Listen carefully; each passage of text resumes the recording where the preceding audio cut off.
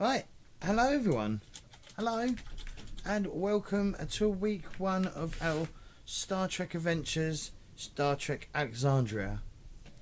I got that right, didn't I? Or did I butcher that straight away? No, that sounded good. We're playing Star Trek Are Adventures. we all doing this? Sorry. I haven't got one to do it. And also it's Rooster and his show and tell thing. Mine It just fell off. I stole mine from a cute action figure I've had since a child. Jay? Yes. Why it says Q on it? Oh. Does it now lost its value? Bleep. I'm not sure it had any value. It had emotional attachment to it.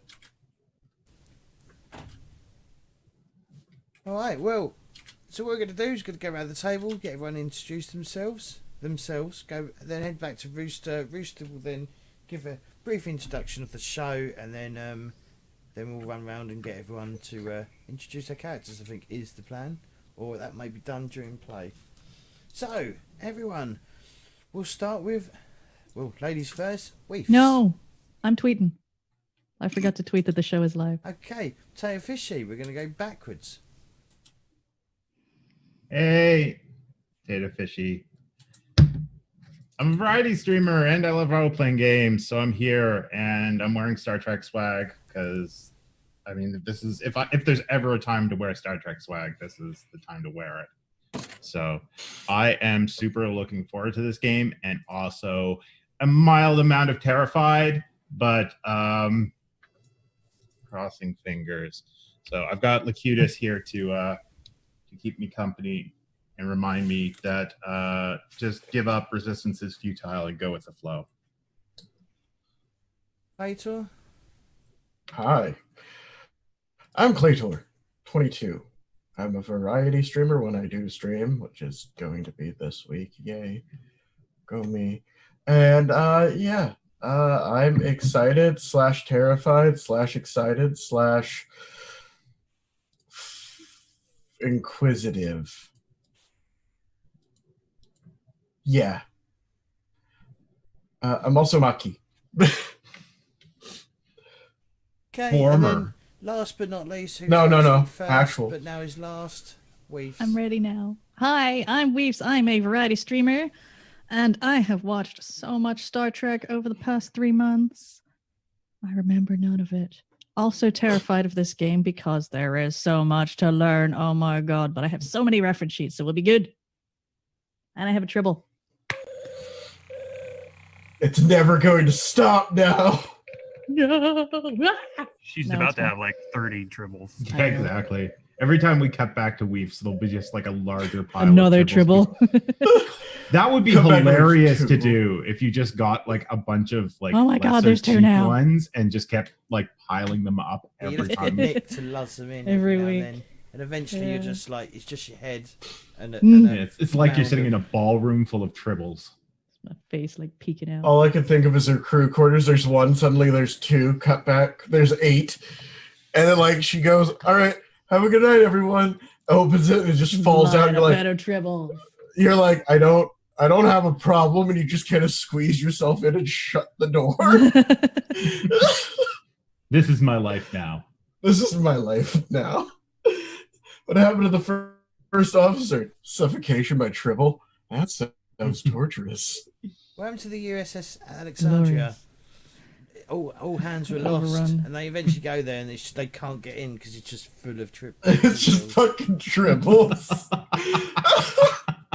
All hands were lost. Oh god. And last but not least, the games master or the space master or the Q of the game, Mr. Rooster Castile. Space. Not a frontier, but a nearly infinite series of horizons, dimensions, realms to explore. These are the voyages of the Starship Alexandria. Its ongoing mission to rebuild the Federation after a war fought on a scale unknowable, to seek out new life and new civilizations, to boldly go where no one has gone before. Hi, I'm Rooster Castile. I'm our space master today. Our game is set after Deep Space Nine, pretty close after. So those of you that are Star Trek fans know that we have a lot of like narrative plots to deal with. The Dominion War ended recently. The Alexandria fought in the war. All these other people around me weren't necessarily on the ship for some of that. Some of them might have been. We're going to talk about that. I'm also going to be doing double duty as a bunch of characters on this ship because in this game, there's about a bazillion characters that we all have to play, and I have to play some of them. That's the way it works. In the beginning of our game, I'll be playing Captain Akareth, who is an Andorian warrior who has been the captain of the Alexandria during the war. The Alexandria was busted up pretty bad in a few battles, and so it just got out of a long refit cycle at a space dock. Our characters will be meeting up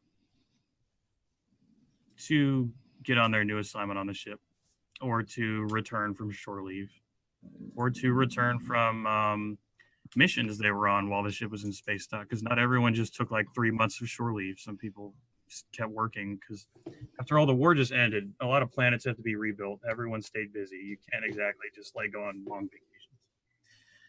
So we're going to talk a little bit about that a little bit later on. We do need to talk about some of the ways that our characters are tied together. We have these things called values in this game, and a service history, having most of us built that during character creation. And one person on our team has a very strong bond with another character. So James, why don't you introduce your character and then tell us about your mind meld?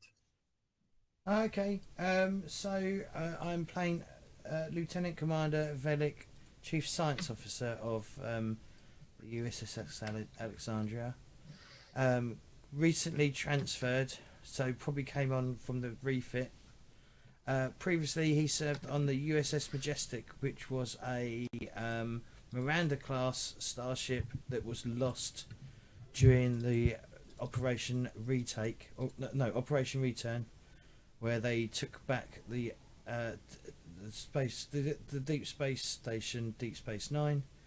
While he was on it, obviously, when it got destroyed or whatever damaged, and they had to start evacuating, he made sure that quite a few of the crew made their way onto a small space shuttle, and that's how they fled. They were too far away from any space pods, so they took a shuttlecraft instead.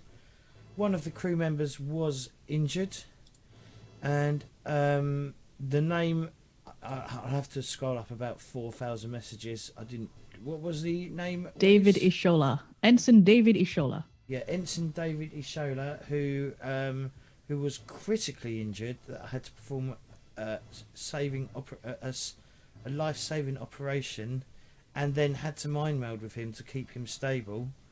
I have a strong bond with him because of the sharing of minds near his death, but he didn't die. See, and I got a commendation for it as well. Who Good built work. Who built David Ishola? Me. And so this person will be joining the Alexandria as well, Yes. and they are a junior helmsman. But because they're still sort of injured, what's their life like right now? Why don't you tell us about David Ishola? David Ishola is an outgoing and friendly guy, but due to his injury, he's still very nervous and fearful when he's going into battle. As a junior helmsman, he still serves, he still has things to do. He can like pilot a runabout. He Here's can a take people up and dungeon down to dose planets of or anything genuine like that, but he adventuring. does not like doing tactical battles if you can possibly avoid it. For the most part, he functions as the ship's hairdresser. So we may see him if people are chilling out in off the bridge, or he might have to get drafted in to pilot a ship. But he serves as light duty. And his abilities, his focuses, as they call them, are piloting, starship recognition, and cultural trends. So he cares a lot about fashion and looks great. The ship wears a dress, confirmed. The ship wears the skort. Yes. Scant. Scant. So, yeah, Scant, right. So Velik is relatively new to the Alexandria. How old is this Vulcan Velik? He is in his 60s. So has he been in Starfleet most of his life, or did he have another career before that? Well, he was part of the Vulcan science thingy. What's it called? Well, he's taken his colonier as well. He's got no emotion. His emotions have been expunged from his Kolinar. yeah. Yeah. So his emotions have been expunged. He believes in he. Do you want me to go through my values as well? Is that something you want me to do? Sure. Yeah. So he finds other cultures, the logicness of other cultures, absolutely fascinating. That's one of his values. He finds like new cultures, or even like creatures from another culture, absolutely fascinating from a illogical standpoint, because of just that they're a little bit strange. He believes that logic and science is the universal language. So he believes that you'll be able to. He believes that you can, as long as you know like the core science elements, you should be able to communicate with someone by that. Regulations and rules should be logically followed. So basically, don't break from the rules, because things usually go wrong. Like regulations and stuff, and he will quite often, even though I 100% don't know all the regulations of Starfleet, but he will quite often quote regulations while on the bridge. And then this is the one that I might need to reword, but their mind to my mind, my mind to their mind, which is my relationship or bond with. I'll have to write his name down. It was David. I gave him a very simple name so you could remember it. David Isola. Ishola. Also, he is Nigerian. You can just like look in the sheets. You should be able to see it. Yep. That's how I remembered which one it was. Is not by the name, but what number it is in the sheet. There we go. Like, sorted. Before Rooster starts dragging the sheets around. Like I said, he's very stickler to the rules. He thinks that if you break if you go against the rules, things generally go wrong.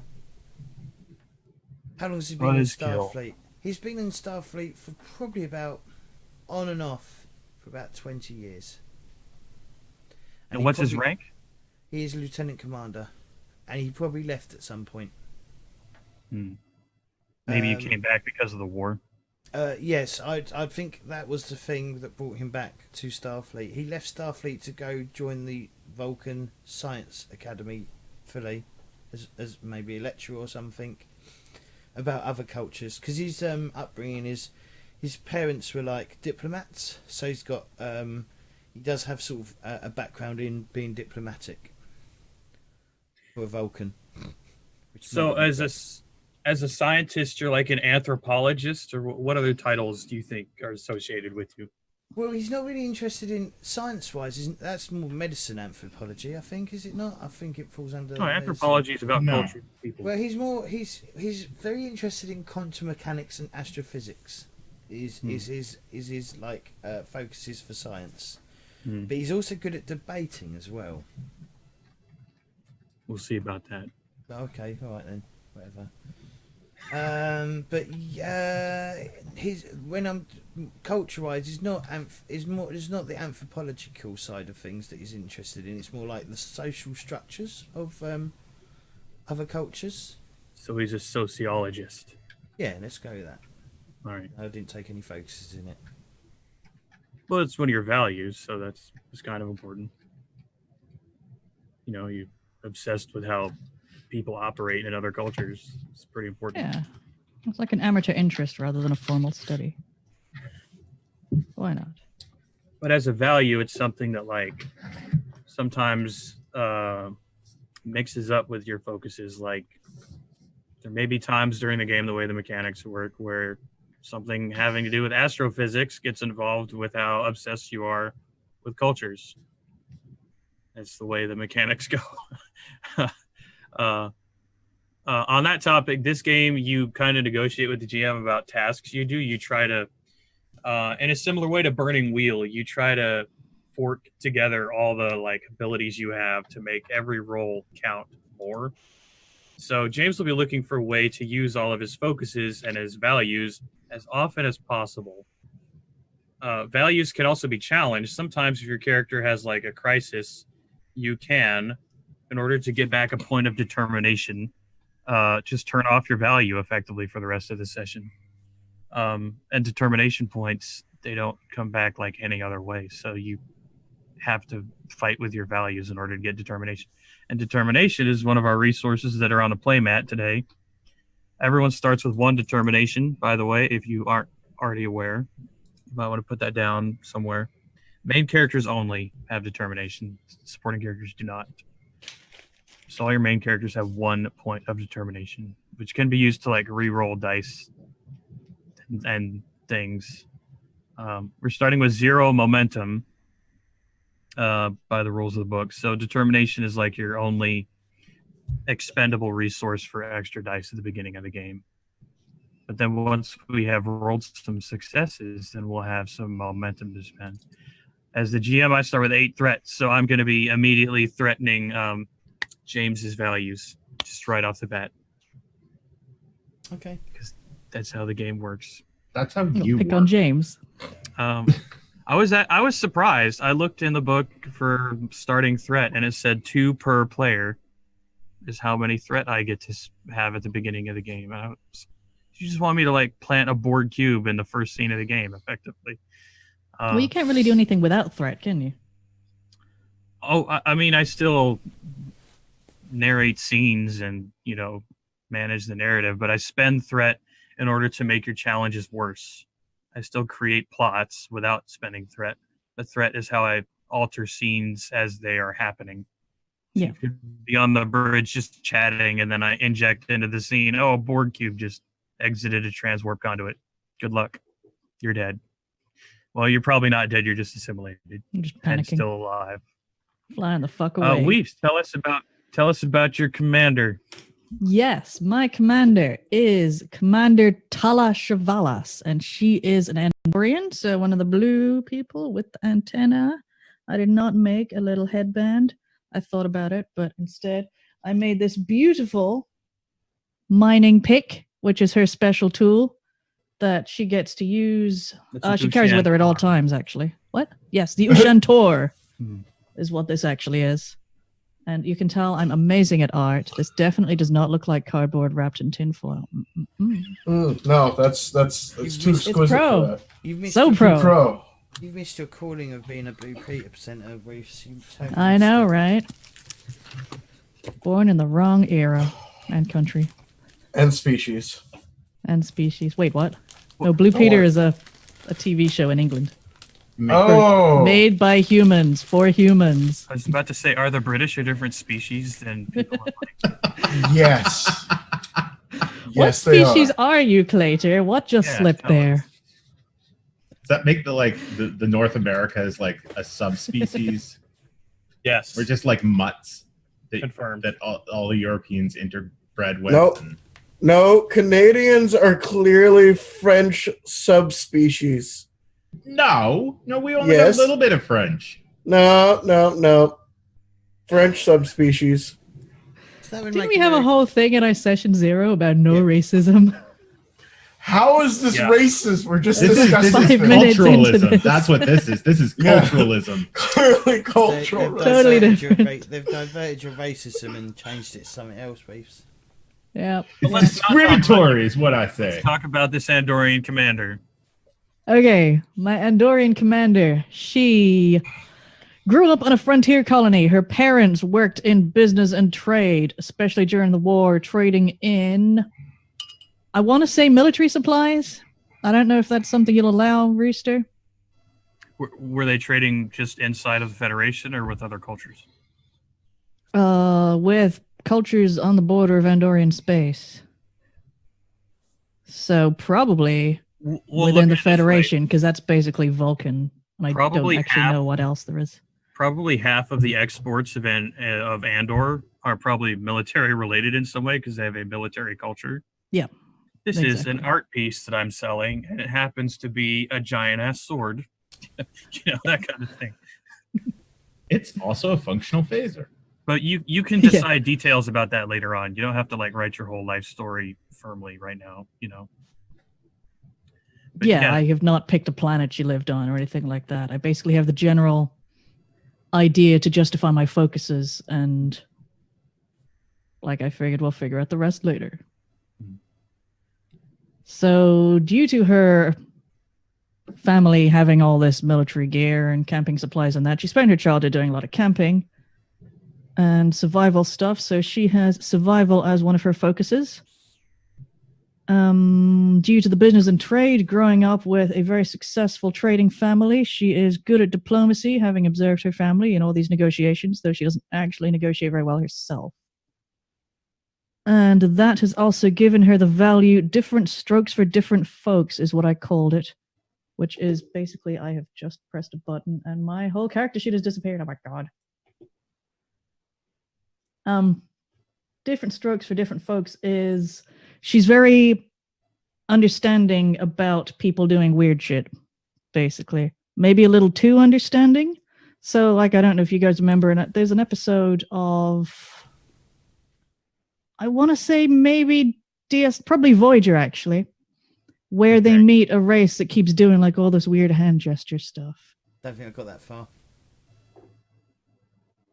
So, I don't remember that, but that was Voyager. I remember because Neelix was the only one who could. Yes, because he kept doing all that stuff. And then as well. they offended the shit out of those people, and Neelix was like, "I told you, you should have listened."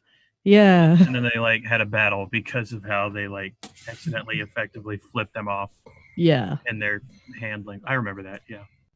So she will be very tolerant of that kind of thing. Good.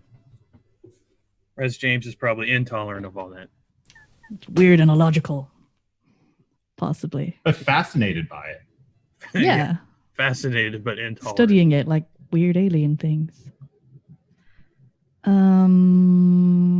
us a little bit about your history in Starfleet. What did you do during the war? Scrolling through this. During the war, she actually went through, during Starfleet Academy, she went through the, I want to say operations track, security, right? Yes, security is inside. That's operations track. Yeah. So she was doing things like infiltration, good at hand-to-hand combat, which is part of her background anyway. Shipboard tactical, she's good at, and she was infiltrating a Cardassian base during the war on unnamed planet, and her team got injured. One of her team got badly injured while they were out of transporter range, so she had to quickly treat them, and that is why she knows a little bit of field medicine, which kind of also relates to the survival and camping. And on another mission during Starfleet, she had to take command unexpectedly because her captain got food poisoning from eating a bad batch of gach. And she managed to, amazingly enough, successfully negotiate a Federation trade agreement with a Klingon supplier. That was handy. Mm-hmm. Can't get Probably enough due to job. her excellent diplomacy skills and telling them that their food supplies were clearly bad and they should get a good deal, goddammit, because they almost killed her commander. And also she has a pet tribble in her quarters. Anything else? That tribble can come up in so many scenes. So cute. So I have a question about the tribble. Have you neutered the tribble? Yes. Okay. Somehow. Surgery. We just transported its babies right out of there. Every time it has a baby, it just the computer auto fucking transports it out of the It's like a garbage collection. Just fucking sends it to the incinerator. Or we're sitting in 10 forward and there's triples floating past or whatever. Oh god. I was gonna make one of her values all life is sacred. Not Well, anymore. then you may have neutered it. Yeah. All life is sacred. Otherwise, my Sir. mattress is going to be live tribbles. It's like a Sir. constantly vibrating mattress. It's amazing. Sir, we can't fire phasers. Why? Number 2, there's a triple in the way. That's my little fur baby out there. Goodbye. Fur babies. I'm horrified. Yes. Tribbles are horrifying. It's very reasonable. I have one last question for Chavalis. Commander Valas, you can call her. Well, I'm speaking as Akereth, so I would say Chavalis, right? Yeah, probably. How we do that? Yeah. You're Why watching not? Enterprise right now, right? In the real world. Have you Who, me? seen the episodes where? Oh, I the finished Andorian Enterprise. guy- yeah, you. She's watching TNG, You- I think. You remember the? Right. Okay. You remember the episodes where they had the Andorian duels? Yes, the Ushan, Yes. where Ushan Commander Archer, effectively- Captain Archer, had to duel bloke for honor. And they spent Right, the entire um, time, like, what's her name? Sato, and I think Reed spent ages trying to figure out how to get out of a duel for the death. And eventually found some legal thing where they went, actually, it's not a duel to the death. It's a duel until someone's incapacitated, which is completely different. Anyway, carry on with your question.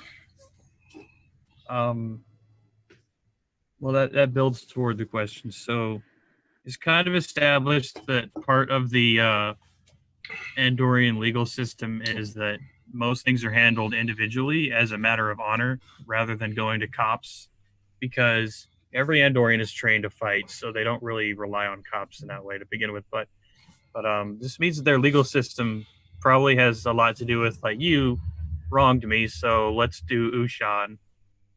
Then the rules for the duels, the Ushan, are it's like real world law. There's so many like technicalities and things that you can just manipulate the rules to suit your need on the fly, really, if you know what you're doing. But tell me, have you had any like legal disputes where you've had to fight people? No. Which is where, again, the diplomacy comes in. Commander Valas is very good at diffusing tension. She can fight, and she will fight, but she is actually quite a bubbly little Andorian. So Wow. tries to get along with everyone. She is one of the few Andorians that is not permanently grumpy. We'll see about that. We She start tries to playing. be. She very specifically attempts to get along with everyone. It is a deliberate That's life choice. So you have been so successful at being a diplomatic person that you've never had to fight someone in a duel. But you know how. Yeah. There was that whole war thing as well. Yeah. Our captain is also Andorian, and I think that he's fought shitloads of people. He has a title, Warrior of Andoria, which I've decided is like a Order of British Empire kind of thing. He's like a knight because of things he did during the war. And he takes ritual combat super serious. So if you ever offend the captain, you might find yourself getting bloodied up. He also carries the Ushan Tor, the dual knife. Excellent. Translating it. So if anyone beams onto the bridge with any funny ideas, we got 2 Andorians with swords effectively at the ready. It's good to know. Although you'll probably convince the invaders that it's not worth it with all of your diplomatic powers. I hope so. Yeah. Just be perky at them. I have a question about Andorians. What is the lifespan of Andorians like? Like, I know Vulcans are much longer lived, but I don't actually know about Andorians. I don't think it's ever defined on screen, but I'm pretty sure the books talk about that. Like, are they kind of just like roughly equivalent to Vulcans in terms of lifespan, or humans, or something in between? Well, they're I'm just definitely not whatever curious. Kess was. Yeah, no uncommon. According If to you don't memory know, that's alpha, fine. I'm just, No, trying this to is get Mass an Trek, idea. What the hell in is my mass head track? of like, you know. Memory Alpha says average life expectancy is 120 to 135 years. Okay, so they're both humans then. Yeah. For that era. Yeah. Okay. I wonder what being elderly is like for an Andorian. Because Andorians, for those of you that are not aware, are humanoid arrangements of fungus cells. They're Mycelium? talking blue mushrooms. Hmm. So I wonder what it's like when a talking blue mushroom gets really old. Like, how does that work? Get by some mushrooms and leave them out But, for a bit, and then you can. Yeah, they get all wrinkly and rubbery. They turn them into mushroom soul. Maybe Andorians eventually become fun guys after. Oh god. Get out. You know. Get out. Right, we're No. looking for a new player. We need a new player to replace Potato. Oh, come off of it, James. You would have made that joke. That's the exact kind of joke you would have made. I wouldn't. My jokes Yes, are, you would. my jokes are far more less cringy. Yeah, nice recovery there, James. Nice recovery. More, less. Well, moving on from our blue fungus people, I want to add that while combat can happen at any time when you have a ship with Klingons and Andorians on board, we're going to avoid doing combat all the time because this is Star Trek, not Conan the Barbarian. So those of us with diplomatic powers in this system, those are very powerful because if you can just end combat with like rolling your diplomatic task, that can, You mean with change my the wit tide and of a war. charm? That can be. Yeah, if your wit and charm can save the lives of everyone on board the ship, that's kind of important. And this system enables you to do that. This system mechanically says that you can just like tell someone to stop fighting and they will. Although in some cases I will rule that's impossible. You can't just talk the Borg out of not assimilating you. You can't talk pissed off Klingons from having a big fight unless you like go through their legal system and have a specialty. You can't, for example, you're fighting a bunch of Gem Hadar, you probably can't even talk to them because they'll just turn off their communication systems because they don't want to talk to you.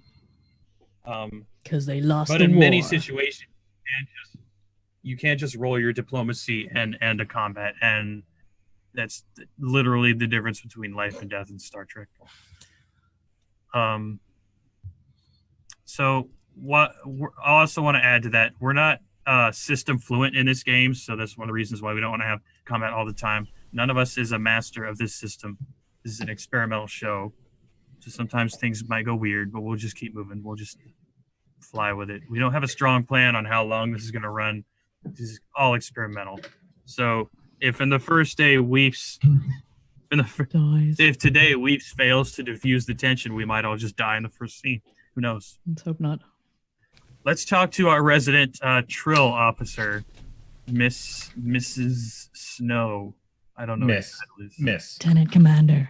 Miss. Lieutenant. Oh, Lieutenant. Yeah, because I didn't want to take a talent to be a lieutenant commander because I'd already made the character.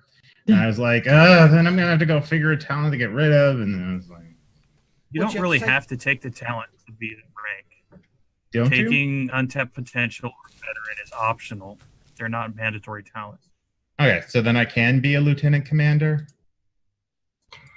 Yeah, you don't have to be veteran to be Lieutenant Commander. Okay, excellent. I'm lieutenant commander then. But I just fixed my So this game- spreadsheet. In this game, there's no levels. You don't level up, but you can have a character arc, which gives you like a point after several sessions. We're going to be ignoring a bunch of subsystems in this game, and the milestone system, which is kind of the experience point system. We're going to like probably ignore a lot of that unless someone really needs that to happen to their character. But so rank doesn't really mean like levels. So you can start in this game any rank you want, really, and then depending on what rank you start as, you have the option of taking a talent having to do with your experience as a character. You can start with untapped potential if you're new to Starfleet, optionally. If you're an ensign this brand new to Starfleet, you don't have to take it. And then if you've been in Starfleet a while and have a command rank of lieutenant commander above, you can take the veteran talent, which helps you get your determination faster. But it's optional. You don't have to take one or the other. So Sounds go on. good. I'm sorry. No. That's fine. That's fine. I'm much happier being a lieutenant commander. So yeah, I am playing Ryasa Snow. She is a joined Trill, and she's the chief medical officer. She has been on board the Alexandria since she was out of the academy. She came on board as an ensign, was promoted pretty quickly, was joined pretty quickly after that, and so she during the war she was on the Alexandria for the Battle of Beta Z. She's always wanted to be a joint Trill since she was younger. Basically, she grew up on a Trill cargo trading ship that serviced the Trill colonies between the Federation and Cardassian space. When she was a bit younger, she lost her mother during some crisis that saw basically her mother get sucked out of a cargo bay airlock. And she kind of took over her mother's role as medic on their like little cargo freighter. Like someone has to do that job, right? So over time, she just got more and more into medicine and wanted to go to Starfleet, but also wanted to be joined. So she joined the Trill Temple after taking her Starfleet exams, and then went to the academy. Got out of the academy with honors and in honors in botany, emergency medicine, and xenobiology. It's almost like those might be my focuses for my academy time. Almost. Yeah, in her final project actually for the academy was she was trying to reduce rejection factors with human for basically joining a symbiote to a human, and was able to basically use some of her live DNA versus replicated DNA to reduce rejection factors. So that's actually like one of her major defining career events, and may actually have played a specific role in the Snow symbiote choosing her, like the Symbiote Commission and the Snow symbiote specifically choosing her, as the Snow symbiote shares kind of that similar view that the Trill need to go beyond just the Trill. Like the symbiotes can't stay with just the Trill if they want to. If the goal of the symbiotes, like as a culture, is to explore and experience, they can't be limited to Trill experiences. So this has been a long-term thing over several lifetimes. This Snow has wanted to assist all symbiotes in this big, meaningful cultural goal. And so getting attached to Ryasa has been like a big deal, not just for Snow to accomplish this goal, but also enables them to benefit all Trill. Yeah, exactly. On top of that, the symbiote is fairly old, so this is the last joining, very likely, of it. It's basically, from what I understand, the risks of joining after this point are very dangerous to the symbiote. So if there is an emergency and it needs to be transferred to another host, that could be life-threatening to the symbiont. But if it's a life-threatening situation, you know. So is there like a do the Trill have like a DNR system, like a, you know what I mean? Like, do they have like a document that says, I'm really old, don't put me in anyone else, just let me know? They have a do not resuscitate order that they have on their file. I think the Symbiosis Commission basically keeps track of a lot of that stuff. But what happens in the extended canon, from what I was reading, is that actually after a set number of joinings, they go back into the pool and kind of go on to they basically go through a type of almost puberty or metamorphosis. Like they grow bigger and sink to the bottom, and basically kind of act as shepherds for the rest of the symbionts that live in the pools. Is that where they start breeding new symbionts? Is at the end of their life? Yeah, exactly. That's when that's when Snow will start having children, is when they go back to the pool for the rest of their days. Exactly. They become Yeah. a permanent parent and then give up the life of a humanoid. Exactly. Yeah. Give up the shared life of symbiont, and So that's probably why there's so few symbionts and why they breed so slowly, because it takes so many years for them to mature into that adult But metamorphosis. Not years, centuries. yeah, that's centuries. exactly it. Like based on like Earth states, the snow symbiont was built. Was born in 932 AD. So it has been alive for a while. 1,400 years. Yeah, 1,400 some years. It makes Velek, our resident Vulcan, look like a damn baby. Yeah. I really don't know much about the symbiont's other previous hosts. I wanted that to kind of come out and play as we play. Right, and you that's the way the talents of Join Trill work, is like you can I'm in combat right now. Fortunately, one of my past lives was a soldier. Let me roll a soldier thing. Right? Is that how it works? That's kind of roughly how it works, yeah. I thought it would be much more interesting to at least let it come out in that direction. Yeah. With keeping in mind what, like, the personality of the symbiont. And then it's way more interesting in freeform, and we can kind of discover the history of the symbiont, you know, collectively. So that will be one of our things that you'll get to improv as we go and build up your biography and expand your character. Yeah. Would you like to explain how the talent works mechanically? So mechanically, it's basically once per mission, I get to declare that a former host has expertise in a relevant field, and I gain a focus for the remainder of the scene as I draw on the memories. Mechanically, focus is basically, if you're to parallel this to like a D20 system, when you use a focus for doing tasks, it's basically like extending your crit range. Yeah. You'll get extra successes by rolling within a range of like if you have a focus that applies. It's more complicated than that, but let's start there. So Star Trek Adventures it uses an inverted D20. You want to roll low. You want to roll lower than your target number, and a roll of a 1 is a critical success. You get 2 successes if you roll a 1 on any D20 that you roll.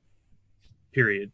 However, if you have a focus, it's like attacking with a rapier in Dungeons and Dragons. You have an expanded crit range, so your focus makes your division your crit range. Discipline. Yeah, that's it. I couldn't remember that word, so I just let it kind of wander off. The lingo in this book is not exactly the lingo of the shows. So what I would call a division is called a discipline in this game. Yeah. But so that stat is generally between 1 and 5, correct? Yes. Yeah. Yeah. Generally, at character creation, 5 is the max that we can put it. Right. So if for your medical is 5, right? Correct. Your medicine, that is. Yeah. So if you applied a focus to a medicine roll, then if you roll 5 or lower, you get 2 successes, compared to a regular roll where it's only on a 1 on the dice that you get 2 successes. So 1/4 of the time you will get 2 successes on a D20, which is extremely important because in this game you want to get as many successes as possible. Yeah. So effectively, being a join trill means that you can just, I'm good at everything. What? But I do have to keep a list. I mean, realistically, I can only do that 12 times. Maybe if I had a secret host that's convenient for the plot, I could do it more, but...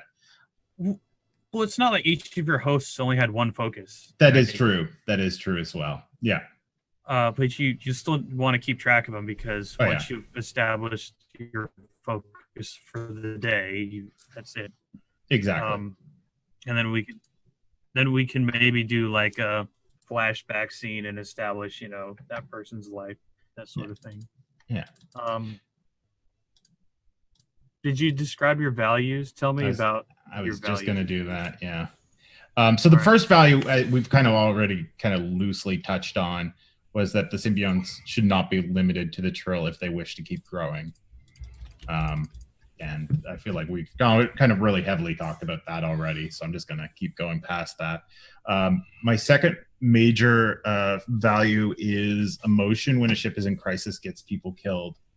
It happened when she was a kid to her mother, and she put that value aside somewhat during the Battle of Beta Z, surrounding the death of an ensign called Rosie McFadden, that she was friends with at the time, who died.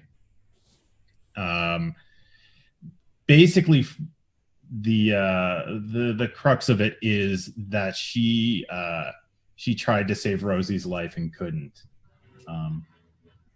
And during basically when the ship, if I'm remembering correctly, because this is something that I'm kind of riffing off of Rooster's backstory for the captain about this ensign that died. The deck that she was on was basically hit with Jemadar torpedoes, I want to say. Yeah, torpedoes. And basically got really fucked up. I was part of at that time, I wasn't chief medical officer of the Alexandria. I had probably just been, like Raz had probably just been promoted to lieutenant. She was part of kind of like a first responder team that went to the cargo bay where she was working, and basically had to pick who to work on, and she let her emotions get the better of her, as basically they had saved a few people, but there was going to be an explosion from a plasma conduit that was overloading, which she was not able to basically pull out the unconscious Ensign Rosie. She wanted to, she fought, and she was basically dragged out as the blast doors, or whatever they're called, the security doors were closing, and in the process the doors closed just as the explosion was happening, and there was kind of a gust of fire, and it scarred her hands as she kind of blocked her face with it, and she's left the scars on her hands despite the fact that like all of her nerves and everything are repaired, but it's a visual reminder of that value, that emotion when a ship is in crisis gets people killed. And she nearly got herself killed in that situation. And if she had gotten killed, then there wouldn't be, that's, yet another medical officer that wouldn't have been able to treat people. So in some ways, she's somewhat Vulcan in that thinking of, she's stoic, I guess, is that it's not that she doesn't have emotions, it's that she tries to set her emotions aside when the sake of everyone else is at stake. After that, for values, she has even the most humble origins have a place in Starfleet, which is largely tied to the fact that she just grew up on essentially a junky cargo ship that went back and forth. Her relationship with her father, basically, he had expected her and her siblings to take over the ship growing up, but that didn't really happen. She always wanted more. She wanted to be a symbiont, like she wanted to be joined with a symbiont. She wanted to join Starfleet, and she was kind of haunted by the basically when she told her father about all of this, she was basically told there's no life for a joint Trill in Starfleet, and a joint Trill on a freighter, I should say. So she kind of like has this bit of, she went into Starfleet coming from nowhere, like she all of her medical knowledge that she got was from old system banks that they had on the computer that were out of date, knowledge banks and everything. But that value probably was initially born out of a placement test or her first week at the academy, just kind of clashing with people that were from, Earth or from Andoria, or all of these, major, even space station, that would have had probably much more up-to-date upbringings and be coming in with far more. So she holds pride in the fact that despite coming from her humble origins, like basically you can be more than what you're born into. That's the crux of that value. It sounds like it's going to be a difficult value to bring up on rolls. Yeah. I don't know if that needs to be tweaked or not, but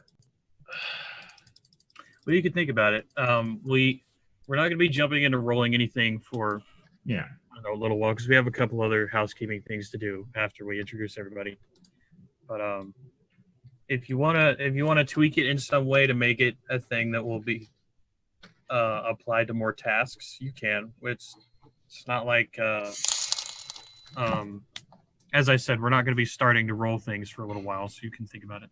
Yeah. I'll this is actually, I think, seriously, like I put stuff in Roll20, but some of the stuff I didn't as critically think about until we're sitting down talking it all out and everything, right? Yeah, and we can do that now. We can talk about like how our values and talents and focuses work together, and if anyone wants to change anything, we can discuss that as a group. Some things like a focus, if like 3 of us have the same focus, maybe I'll choose something else. If people have values that are all the same, then maybe we want to have someone who's different so that there can be some value conflict to generate determination and that kind of thing. The last so it sounds like I was gonna say I have one more value. Yeah. Does James want something? Yeah, Sir Pun, thank you for the £20. He wants me to look more like Captain Kirk, so I guess that 20 quid should go towards a toupee, maybe? Or a yellow shirt. Yellow shirt and a toupee. I'm a science officer in this, so... Just get just go get Weef's Tribble. I'm sure that's not far to go, right? Like you're jump. Yeah, you're literally right there. It's everybody in Britain. It's exactly 3 minutes away from the other person. Okay. Yeah.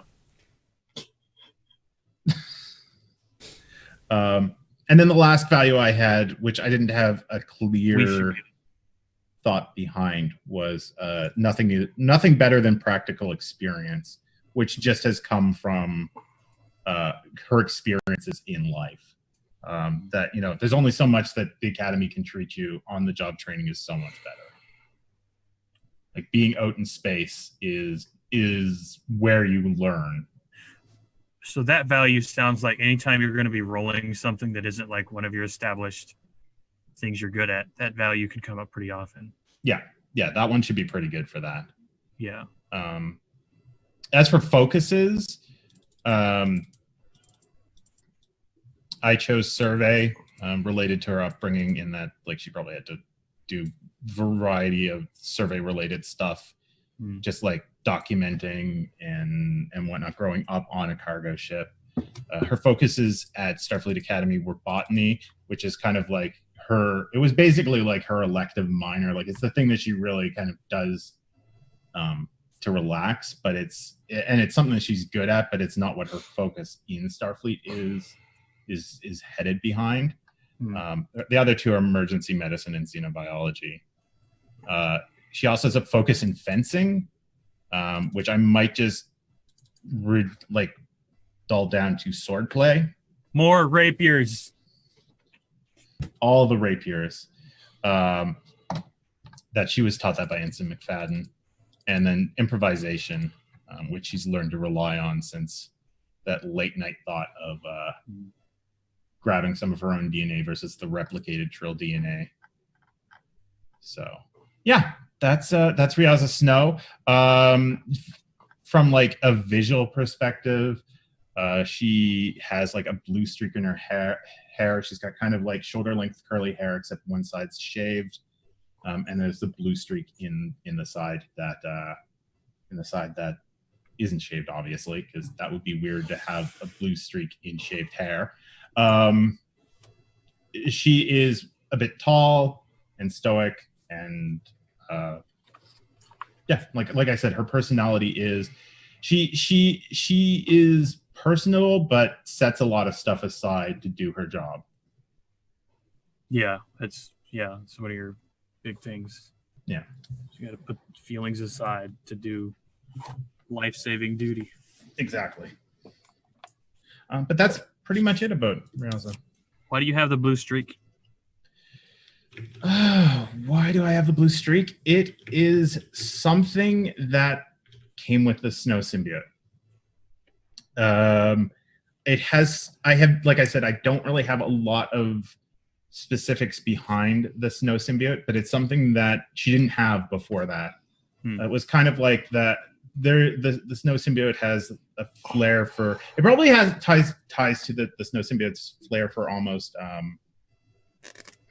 bucking trends or going beyond or standing out. Like this, the snow symbiote wants as a culture for everyone to get outside of the trill like humanoid species, right?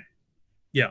So it's almost emblematic of that personality of not defiance, but wanting to be different. Yeah, wanting to be different or standing out. But there's probably a specific like historical thing, like something that happened to the snow symbiote that it specifically it reminds it of and kind of brings that to each host, because each host has something like that, like something blue. What it is, I don't know. They all married Andorians. Perfect. The snow symbiote has an Andorian fetish. The snow symbiote's first husband was an Andorian. It could be. Well, fortunately, there's a bunch of eligible Andorians on board. There Hong are. Kong. You could marry both of us and one more. Because Andorians marry 4 at a time.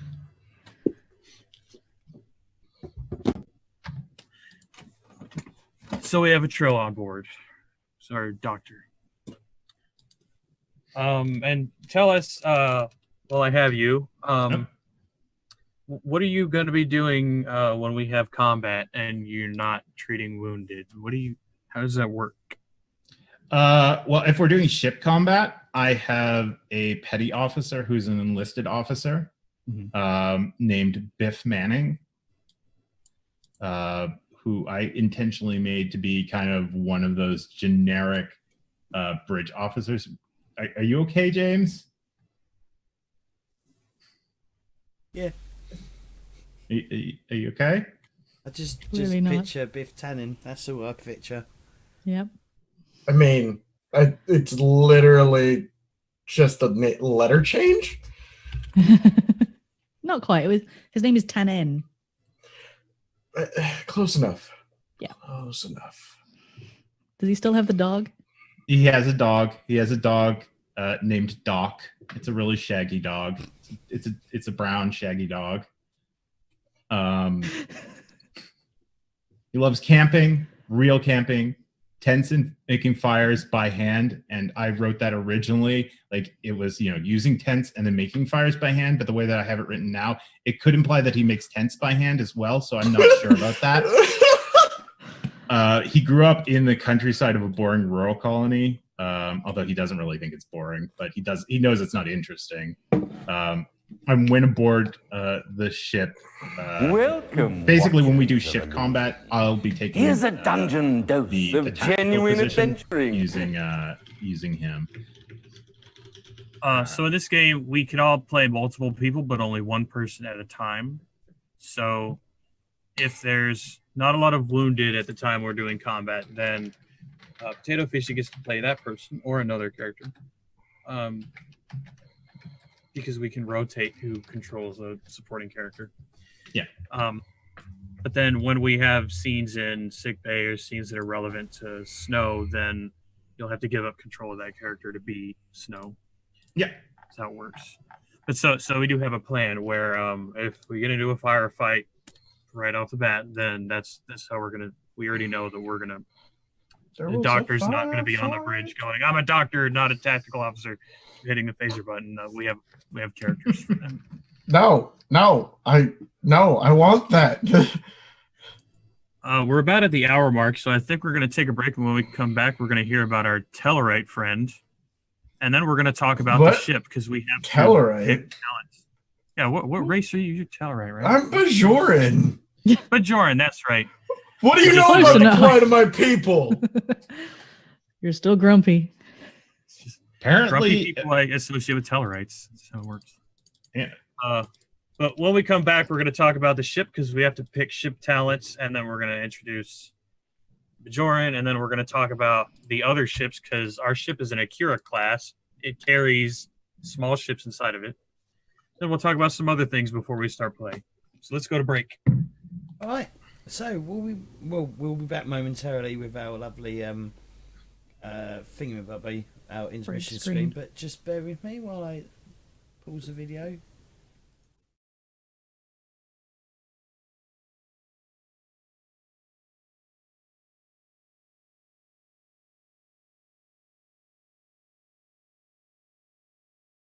And we're back for our second hour. Okay. Thanks for the sub. Who subbed? Someone. Some dude. I don't Some know. guy. Name I think begin he's a with paladin. Didn't his name begin with like a J or something like Ends that? with a Z. What's a paladin? Oh, is it J-Wall? Did J-Wall resub? J-Walls.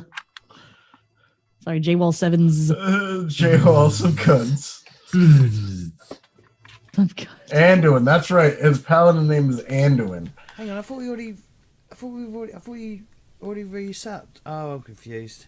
Well, he pushed a button and it turned up in my chat. And then Yep. Bugbot said a thing. Mhm. And, Thank you, J-Wall, for resubbing. Most appreciated. I'm just gonna pour a soda, but Claytor, why don't you tell us about your Bajoran or Tellarite or whatever they are? what do you know about? Jillarite. What do you know about the plight of my people? The Cadets. I I don't know know. plenty. I just watched all of DS9 pretty recently. Trelauld Lahog is a Bajoran. He grew up in Say a that again. Trelauld Lahog. Lahog. Okay. Lahog. Trelauld Put it Lahog. If I keep Trelauld calling you, Lahog. I mean, I could Commander go Lahog. Trelauld Lahog, but Lahog. But Lahog. humor aside, Bajorans go by reversed name. So oh, that's right. Trelauld is your first name, but when we're referring to you as the title, we would say your rank. What's your rank? Chief of Engineering. I don't. That's your position. Chief Engineer. Commander, Lieutenant. I wrote you down as Lieutenant Commander because I wrote you down Lieutenant as Commander. Commander. Yeah. So you'd be Lieutenant Commander Trelauld, not Lieutenant Commander Lahog. Yes. The way Bajorans use their first name is Their their names, yeah. family name. Family names. Yep. So go on. I actually don't know anything about the plight of my people, as when they were taken over by Cardassia, I was sent away with my parents, and we found ourselves on a little isolated colony, where we ended up trading with Ferengi a lot of the time. So I picked up Ferengi, and then I entered Starfleet. When entering Starfleet during the war, my ship had a engine failure. The warp core was breached during a battle. Unfortunately, I was not able to repair it. Neither was the chief engineer at the time, and we had to evacuate, and many lives were lost. And a good ship and phasers. I do have some negotiation skills, but mainly with how much latinum do you have is my negotiation skills. Because of constantly dealing with the Ferengi as my parents were traders at the isolated colony. I have a natural knack for engineering. I'm an engineer at heart. And I also like to throw the book out and figure things out my own way. Because fuck regulations. So, This warp core needs to get a little bit more out of it. so we have a couple people that are sticklers for protocol and doing things the right way, and you're just like, F it. Fuck Highway it. or the We're highway. gonna clash. Exactly. Exactly, because it's my ship. Personality clashes in Star Trek. The science officer and the engineering officer will hate each other. Perfect. Yep. And then I understand machines better than people. So it's like the ship is vibrating slightly. Let me go figure out what that is. I can't figure out why what are they again? Delaborians? Delaborian is angry at me. Nobulans? Whatever. The Nobulans? Did you say the Nobulans? Maybe. Yeah, the Nobulans are I don't fucking know why they're angry at me. And then I argue with a Tellarite doctor frequently in the mess hall. Did you build that Tellarite Doctor character? I did. So someone else will have to play them when you're arguing with them. That's fine. Maybe it's a Tellarite doctor. Maybe you want to brief James on that character so James can argue with you as that character. You mean Potato? You want me to be argumentative? I mean, I think James might be better at being argumentative just in general, but I feel like you could be a stoic, stubborn Tellarite. I can do that. Yeah. Doctor, nonetheless. I will have experience. I'm not a doctor, but I do play one on an RPG show. So exactly. Totally can. And then as long as I'm on the bridge, which as chief of engineer has to be a lot, I'm uncomfortable on it. Yeah, because we're all fucking going, no, you're not supposed to do it like that. You're supposed to follow protocol. Fuck Sure. protocol. All of us. I'm managing. Look.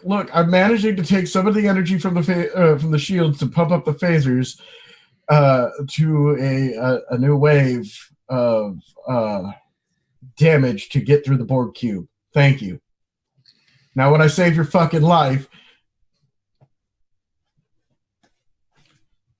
you can go to hell. If you caused Bellic to challenge his values, that would be pretty entertaining. I look forward to that. My talents are I know my ship, and technical expertise, and I picked jury rig as the other one, which totally goes with the fuck the rule book or fuck protocols. We're gonna wire these two things together and see what happens. I think my. Do you also have the jury rigging focus? Yes. Okay. Yeah, my focuses are that one, and then I have orb experience, which is, my religion. That's another talent. Yeah. Yep. Okay, so yeah, focuses are Why did I pick negotiations? One turn change at the jury rig. Because my negotiations are again, how much latinum do you got? Wait, can I have a Dabu table? I want a Dabu table in my room. Dabo. You got a Dabo girl just hanging out in your room the whole time? Yeah. You got a Dabo. Looks like you Hello, have, Dabo girl. It looks like you have 5 talents. Is that correct? Did I think maybe I picked one too many. I think I got that right, though. Who can tell him how many talents you're supposed to have? 6, isn't it? 4. Oh, 4. Wait, I don't know. I got 4. 4. 6 from. 6. Focuses. That's it. That's where I've probably fucked up. 4. So we'll drop that one. I will drop the 4 talents. I will drop the technical expertise. And 4 values and 6 focuses. 1, 2, 3, 4, 5, 6. While he's doing that, is communications under con or command or what, Rooster? How do you mean? I'm trying to make a roster, so if you ask me who's going on an away mission or something, I can pick people out easily. And I have a communications officer, but I don't know what department I should stick her under. Communications would be operations or command. Yeah. Okay. I think the one that I built is command track.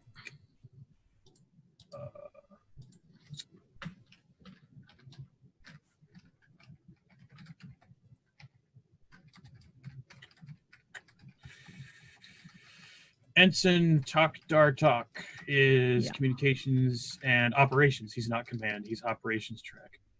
Okay. He's a Benzite. Another blue person.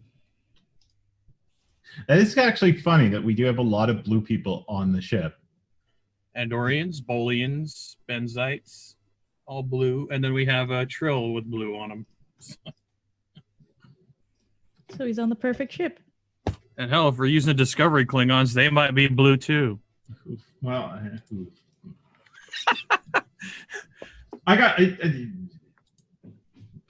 I'm not. That's a trap, and I'm not falling for it. It's a trap. He was red, I think. Orange. All right, and then is there anything else? Like, I don't know what else I should. So who here has a value that would directly clash with some of what Trollold's values are? Well, me. Mm-hmm. Can you repeat your value for us, just for the sake of... Just get my cat sheet up. Regulations and rules should be logically followed. Be followed. So when we're talking about tasks on board the ship, say we need to get extra power, and Trollold is trying to siphon power from the shields in a really reckless, jury-riggy way to get more power to phasers. You would be the person who has to invoke your value and say, and then argue with him. And then one of you may challenge your value as a result of that argument. And then because you're challenging your value, regain a point of determination to spend on things. I think because the idea behind that is he's kind of old. Well, 60. I mean, that's not old for a fucking Vulcan, but it is old for Yeah, that's really young for a Vulcan. Yeah. That's younger than T'Pol. Okay. But I think because he's had lots of experience at some point or over the years on and off with Starfleet, every time that they break regulations, things usually go wrong. I think is what it is. Is it like usually the rules are there for a reason, not because they're there to be broken. Right. Says you. Well, maybe that's his youthful naivety talking. So when Trollold is like down on the flight deck taking a fighter apart to plug its impulse core into the ship, the Alexandria's EPS network, you'll be running down there. I gotta stop him! Think of the protocol! Stop! Won't someone think of the protocol? So we're getting cranky, bitchy Vulcan, are we? Is that the like? I'm emotionless, but I'm crabby about everything. That style of Vulcan. He'll just he's just regulations. He'll just be disapproving. He's just pushy and insistent. And what ranks are both of you? How do your ranks compare? Lieutenant Commander. Yeah, I'm Lieutenant Commander as well. So even more, you can't like directly order each other to stop what you're doing. You have to fight it out. Captain. Captain would just give you both swords and be like, settle it in blood. Yeah. Captain's like, just give me power. Hand-to-hand combat expertise, here I come. He'd be like, Dr. Snow, please prepare for emergency transport for one patient after 3 minutes. Look at 3 minutes. Look at the bridge. Three minutes, everybody. 3 minutes. Yeah, but I mean, if I don't know it's going on, I don't know it's going on. Yep. Yeah. If you're on the bridge looking at your sensor readouts, internal sensors would be like, someone just plugged an impulse drive into the EPS conduit on the flight deck. And all of a sudden, the power network of the ship is going crazy because you just plugged in a new power plant. I would just report it. And the captain would say, I'm busy waging a battle. Can you go deal with that? Okay, I'll go deal with it. And then you would invoke your value or he would invoke his value. And then there'd be some roles and determination and such. Someone's getting demoted. So the value conflicts will help you generate determination, which is important because determination is super important for getting dice. And determination is your own individual supply, whereas momentum anyone can spend. So you may have a roll you have to make that you're not confident about. You want some extra dice. However, Weef's just spent the entire momentum pool in the previous scene. There's no more momentum, so you have to spend, if you want to get dice, your determination, because it's all you got, and no one can take it from you. No one can take your determination points until you spend them. Does anyone else have a value that would conflict with such a willful and crazy engineer? Reckless. No. No, if anything, mine supports. Yeah. Yeah, I would say mine supports. So it'll be the three of you against James. Yeah, I have We've fortune got a favors the reckless bold. crew. Not reckless, brave and daring. Look, I already have a set plan for this ship, okay? I discussed it earlier. God damn it, Bajor and Scotty. It's not just your ship. It's my ship. I know my ship. Don't touch my ship. You look at my ship funny, I shoot you. Okay, maybe not shoot you. We'll I send get the phase ghosts Andorian down. captain. No phase ghosts. No more phase ghosts. All the phase ghosts. So the captain wouldn't necessarily. I'm looking at his sheet. He wouldn't necessarily take a side in this kind of argument between a crazy engineer and the protocol science officer. But he does have a value that would indicate the captain would want you two to fight it out because it would build the team and make you function better Build in the the future. team. Yeah, like if anything, that one value that I have that is not really that great. Every time I try to think of rejigging it, it just turns into one of the other values. So I'm looking at other academy values, and I'm literally thinking about threw out the handbook and wrote my own. You could write your own value and just say that at Yeah. some point during your life you gave up that value from your academy days. That is true. Yeah, I could do that. Does anyone have a value they would like someone to oppose to generate some determination? Does anyone have a suggestion? Let me go back over to mine. I Too have many space for windows. another value, but I was thinking of making it new best friend, and just spending the entire time attempting to be James's character's best friend. Well, how would So we're word gonna get that value? Andorian Vulcan kind of like buddy cop thing. Yes, Yeah, and then we'll go on a new best friend. I would Go on a watch road that. trip. I would watch Road that road trip across the stars Mhm. in like some sort of space convertible. A runabout, really. No, yeah, but it's got like you take the top down and it's got the force field so that you can just see everything. Nice. I made it. Why did you take my fucking personal vehicle? Why? Federation Trollald. We share everything. No. I built that from hand. I'm Right, Built taking it this. for the ship. Right. No, I did not believe build you it made for that the ship. ship number I believe- 2. I believe you made that with ship resources, so technically it's the ships. Look, we may have lost the runabout, okay? But I made it. It may look a lot like the runabout. A It few of may the look serial like numbers the- might have been filed up.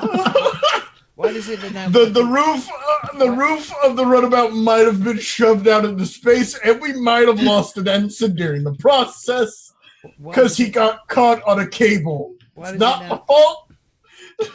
Why does it now look like a Winnebago with wings? Don't ask questions. I saw this human movie once, and I loved it. And I was gonna drag it to the holodeck so we could play in the movie. Why wouldn't you just create it in the holodeck? Immersion. Snow Immersion. immersion. No. You don't need immersion if it's real. No. If you're gonna come up with a creative answer to this, no. That does not make any sense. That's just extra work. Maybe I wanted to have a pet project. That's clearly a bald-faced lie. You are initiating social conflict. I am not doing any such thing. Fight. What do you know? What do you know about the plight of my people? Everybody knows about the plight of the Everybody knows Bajorians, about the Joel. Bajor. There was a whole war about it. Yeah, it's fine. And you say it every day. Captain Ackroth. Their gods are Captain real. Ackroth Blah approached blah blah. We're so 15 nights. special. Poor Anyway, us, totally oppressed. all right, good. Now that I've Look at diffused the us. situation and distracted them, I'm Look gonna go at- fly my spaceship. Look at us. Our planet has been completely decimated of resources, but we do have real, actual gods, and there's a big space hole in the sky above our planet. Woo-wee. Woo-wee! You know, like a big Mr. Poopy Butthole, whatever anybody says. Woo-wee! Woo-wee.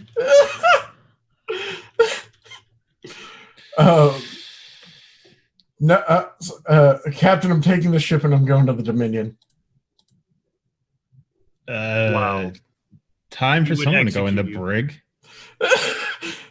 No. So let's be clear. The captain is a warrior from a warrior race, a warrior culture. If it came down to something like treason, no, you're not going to prison. You're going You're dead. to the prophets because he's gonna cut you in half in front of everybody. Yeah.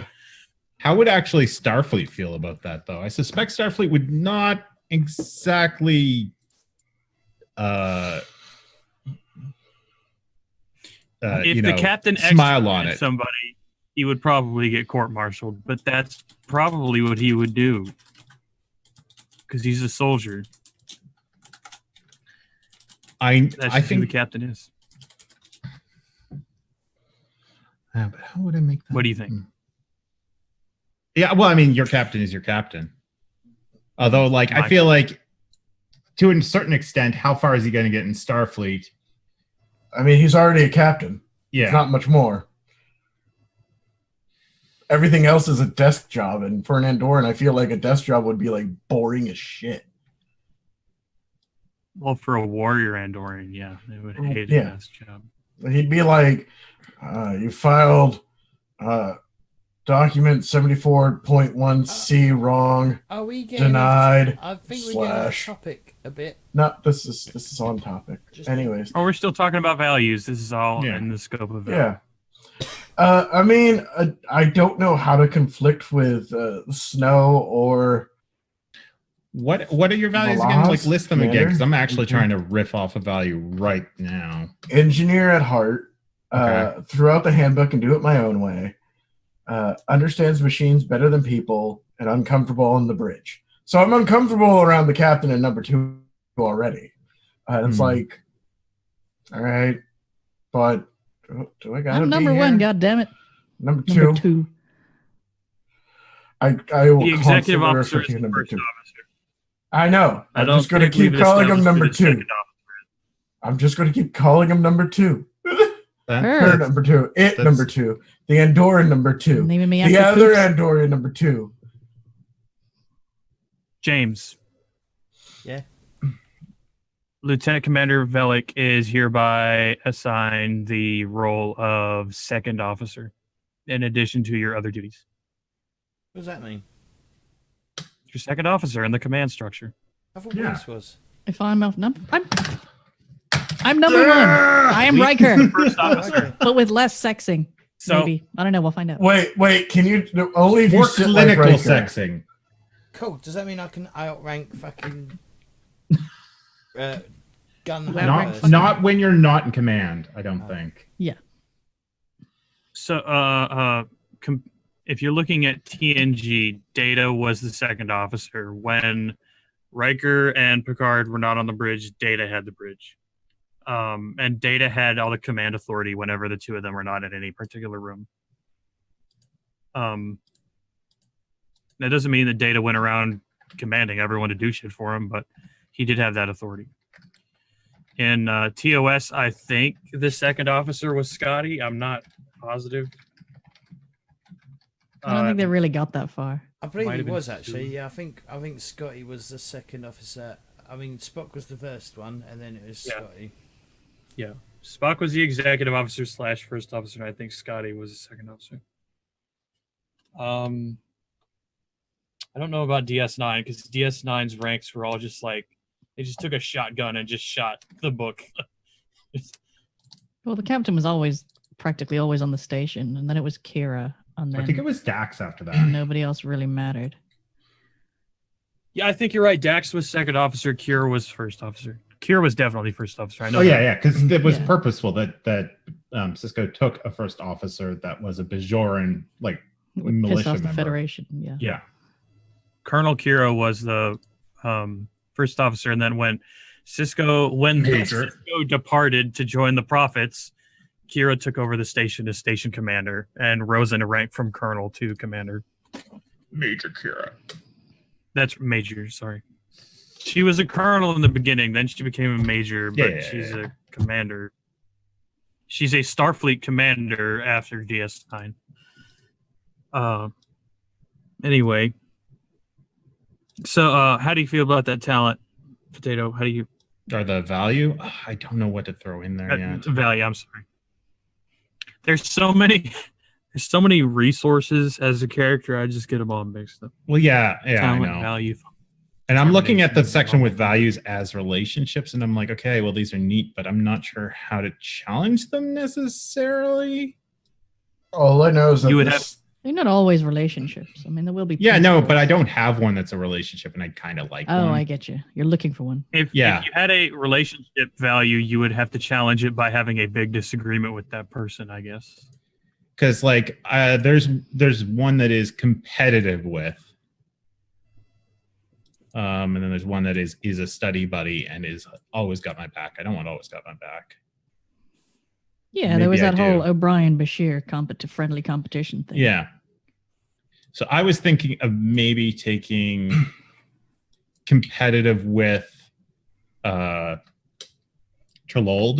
considering that you're always trying to jerry-rig things, and I'm always trying to do biological research. I feel we can like- work on cybernetics together. Well, I was thinking like, oh, you did this week? Well, here's what I did this week. Oh, that's also good. But we can also come together and make some really cool fucking toys. But I don't know how to challenge that.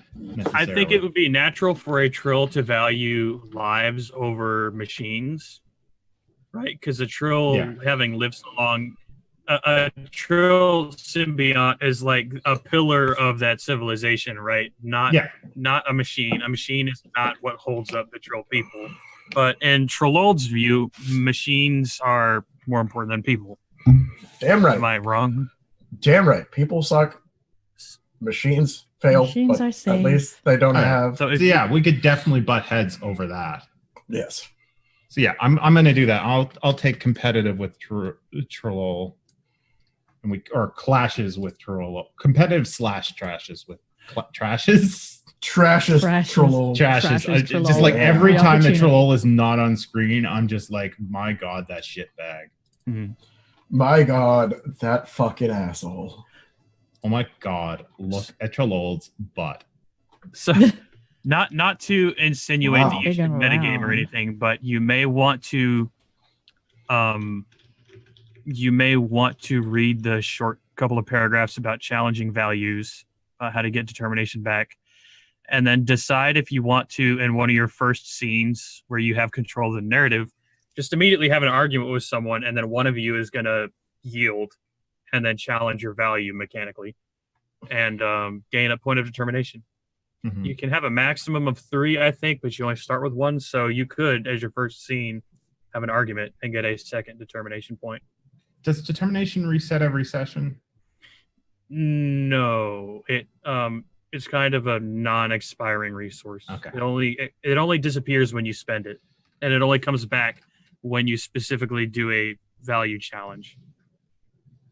Like you don't automatically get one for showing up at a session, unfortunately. Yeah. No. I couldn't remember it like reset to 1 every time or. No. You start the campaign with 1 determination. Yeah. And you never just get a free determination point. The only way to get one is to challenge a value.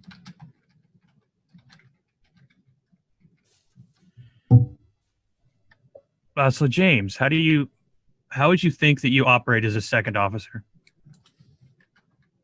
Like, how do you deal with people on the ship? I haven't really had that much of a chance to think about it. How do I deal with them? Have you been a command officer in the past? Probably not.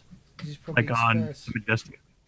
It's probably maybe in the long distance past, but that was a different time, a different era, maybe almost. You know, it'll be almost right at slap bang in the middle of like between the middles of TOS and Next Gen, wouldn't it? Really?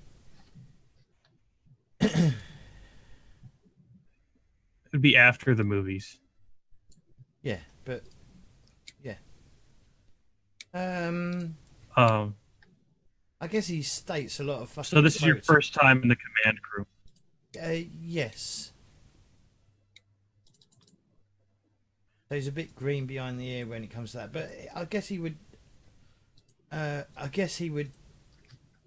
Follow protocol. As best Yeah, as you have he strong can. opinions about that. So joining the command crew, you would immediately have an agenda. Like, no, we're going to do everything by the book on this ship. Yeah. Everything by the book. Perfect. So, That's an evil look from Rooster. Be afraid. fight more. Weeps, did you have an idea on who you want your best friend to be? Yes, it's going to be Lieutenant Commander Velik because we are going to be spending a lot of time together on this bridge, and so far I am new to the crew. So let's start with Velik. He's pretty new to the crew also, so you just decided we're both new, we're going to be best buddies. Yeah, exactly. How do you Find feel your about that? friendship illogical. Did you just start doing like the Jerry voice? It No. sounded Yes. like you were doing the Jerry robot Jerry- voice. Jerry the I robot. I find your friendship illogical. Yeah, that's yeah. Wow. Only people that watched a previous show would actually understand that reference. So watch our previous shows. Tales from the Loop is a good game. I mean, I also might do some patricide this season. What? No.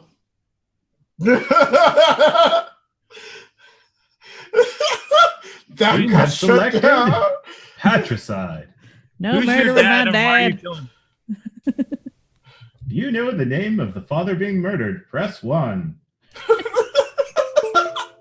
I don't know the name of the father that got murdered. Again with B. That's my Yeah. book. Does anyone here have the veteran talent? No, Nope. Does I anyone think- here have untapped potential? Nope. I went for the middle of the ground character because I Yeah. just actually, when I was making the character and I was saying in chat, and I asked Potato, he said, "Yeah, go for the middle of the ground because that's what I assumed it was anyway." Play it safe. So I mean, like, it really depends on what you want to do as a character. I mean, I guess I should have made I've got a deep near fry. endless array of voices. Yep, I wish.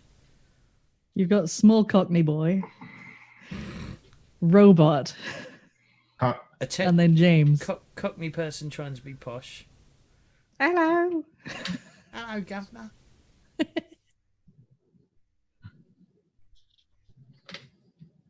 Facepalm worthy. You'll need to practice your Picard double face palm, Rooster. Yeah. Wasn't his double facepalm when Riker was on trial for rape? Wasn't that when he did that? Pretty sure. I think No, I think I it's actually from when he finds out that Data made lol. There's more than one though, I think. There's one that I know because I watched that episode recently. Well, I know that gif from when Riker and Picard are both doing a facepalm. Yeah, It's that one is trial. from that. Yeah. It's one of my favorite episodes just because so many people love Commander Riker, and I'm like, but you remember that one episode, right? And people were like, that never happened in my head. Nope. Mm-mm. Like, too bad. Anyway, Weaves, how are you going to challenge that value of your best buddy? How am And- I going to challenge it? Yeah. Well, if Velik does something particularly dickholy, I feel like maybe he won't be my best friend after all. And so the way the way that you would invoke the value and not challenge it is if you're doing a task to help him or a task beside him, then you would say, oh, I'm also his best buddy, and that means I get to use a point of determination on this if I so desire. It's how you would invoke it. And then challenging it would be, I don't think that he's my buddy right now. Because you don't actually challenge values in a task, do you? No, it just has to be a decision. It happens once per session. Yeah. And when you challenge a value, you actually lose it forever. Logic would dictate No. it does actually No, make you don't. sense for us You don't to be lose it friends. forever. You lose it for the session, and then at the end of the session, you can decide to remove it and get a new one. You can alter it to reflect the challenge to the beliefs or replace it with a new value that represents some other aspect. Yes. So you don't challenge a value as part of a task, but you generally want to do it before a task so that you can get that point of determination to spend on the task. Yeah. And if he's doing something particularly dickholy, chances are I am going to oppose whatever he's trying to do. Yes, and roll a task. So, perfect opportunity. Yeah. Countermand that order. Fuck that guy. Draw your sword. We're going to fight. Maybe. Da, da, da, da, da, da, da, da, da. Amok time. God damn it. Mm-hmm. What I like about this is actually it does make sense for Velek to be friends with the first officer, because then I can use her influence to fuck the engineer over. Maybe. So you'll be playing a political game. Yeah, maybe. I also have a value called Fortune Favors the Bold, which is why I think I would generally be on board with the engineer doing all sorts of daring and unplanned modifications. Well, not unplanned modifications, but unplanned things. I may have in order to slammed reach our goals. 14 dilithium crystals into the warp core, and we're going to see what happens here. There was a purple one in there. Speaking of daring, Trollold, what is your daring score? 12. Wow. No, actually, it's 10. Okay. Mine is 12. Well, being a jury rigger, your daring is going to be invoked a lot with engineering, rather than reason. It's usually what a standard engineering task would be reason engineering, I think. Daring, insight, and reason are my highest stats. Cool. So that means you're going to be really good at jury rigging. You're just going to have to deal with all this red tape from these other assholes. Yeah, it's like, look, it's fucking working better, isn't it? I got the replicator to make something perfect. Perfect. Yes, but everything else isn't. I don't care. Everything It's my else is coffee. stuff. It's perfect. And justifies the means. It's my coffee's perfect. I don't give a shit. Okay. Picard would say the ends don't justify the means. Well, Picard's not on the ship, is he? Well, we're not on the Enterprise. That's true. And But if Spock would Picard say the happens- needs of the many outweigh the needs of the few. And Spock's Or the dead. one. Wait, The one, or He's the not one. dead yet. Well, he's dead in Oh yeah, there's that whole Kelvinverse. loophole in the Or original. he's gone to Kelvinverse. Yeah, he's gone to Yeah. Kelvinverse. He's still He alive. hasn't gone He yet, I doesn't don't leave think. on the time ship for 30 more years or something. Yeah. Yeah. All right. All right. Yeah. In Vulcan years, that's like a weekend. It's like it's a nice day at the spa. Yeah. Spock is either currently on Vulcan or currently on Romulus. I don't know if he would have gone to Vulcan during the war or not. But he doesn't really matter to us today, so forget it. Is there any other value we need to talk about? Snow, did you pick your last one? Yeah. The value I picked was competitive and clashes with Lieutenant Commander Trollold. So we have that kind of value. That is a very narrowly defined value. Trollold, I've got 3 people on my side. You've got none. I still did it. That's true enough. If he can just, I don't disagree. I don't disagree with Trollold's methods. I disagree, or I disagree with his materials. Look, all I did was. Don't worry about what I did. It's just it works. It works. Somebody might have lost a personal memento, though, and I'm not going to mention who. I'm not going to mention names. Oh my god! Or a finger. You should not be doing that. I mean, yes, I can restore fingers, but that's not the point. But you can't restore fingers because he's taking your taking your finger generator offline. He took that for the parts. I mean, you can make another finger in the replicator. I did grow a finger. I'm growing fingers. Can't make live flesh in replicator. Yeah, you can't make live flesh in the replicator. Living organisms or something. I forget the actual phrase. I mean, I never said it was live. You can make a kind of finger. So I could make like a dead finger. That's not going to help. It's mildly. We cooked. already have a dead finger. Look, it's mildly cooked, like just still rare. Promise. That's probably why we Culturized. clash. That's probably that might be one of the reasons we clash. Is I keep seeing people that come into sickbay because of the shit you pull. Look, a console exploded. I didn't know that was going to happen. Wow. I didn't. I'm pretty sure you did. I'm pretty sure you did. No, not at all. You knew that there was a good chance. No. It was like 0.00005. If you divide it by 1,000,000. Don't question me on this, Snow. I'm telling you. Who's the engineer? I'm not coming in here and telling you how to, Medicine a man's spleen. That's really weird to say. Look, I mean, yeah. I don't come down to tell you how to do your job. I just wish that you were wasting less of my resources when we might need them in an emergency. That's all. But don't worry about that. We've got this. Look, you're so narrow focused on making engineering. Fine. You gotta think of everything. Okay, good. I'll come up here and I'll take your bed offline for a day, and we'll see how you feel about it. Wow, that's just cold. You gonna seriously put people's lives at risk? That sounds like more people's lives at risk. I might have to get Commander Vallis involved in this. He's just gonna say we're gonna have to fight about it, and then you're gonna have to fix one of us, and then I'll have to fix the bed. Look, you seem very high involved with your bed activities and very have you thought of taking a mood stabilizer, Trollold?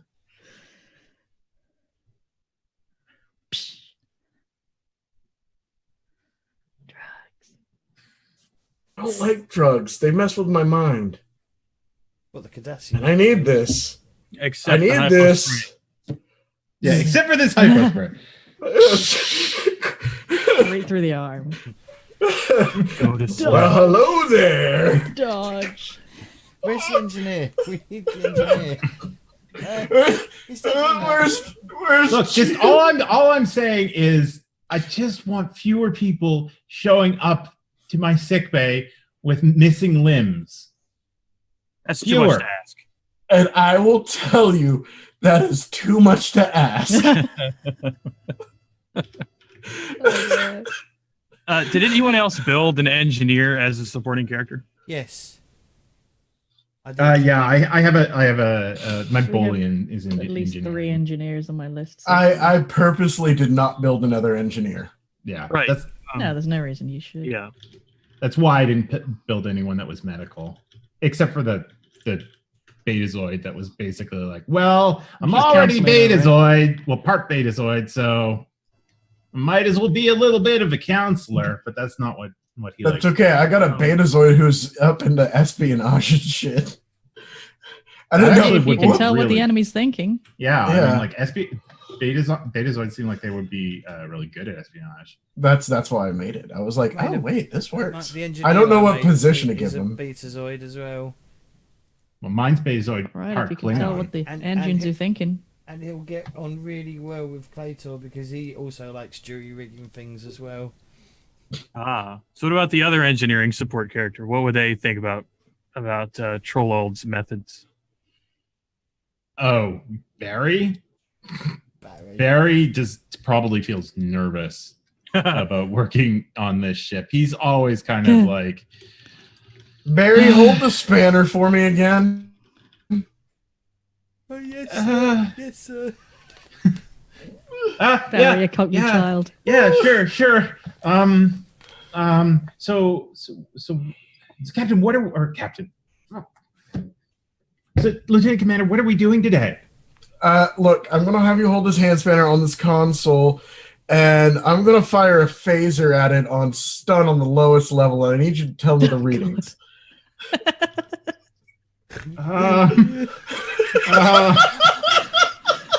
You didn't need those fingers, right? Stun, right? He sees everyone else go the other side of Dr. Snow's getting very good at rebuilding them. You said stun, right? I think, it's set to stun. Probably on stun. I might have souped it up a little bit. Yeah. Okay, sir. Into the warp generator. Wait. Let me just attach this cable to the lithium crystals I have. All right, you ready? Yes, sir. Yes, sir. And then he's probably like starting to whisper under his breath. He's like, fuck.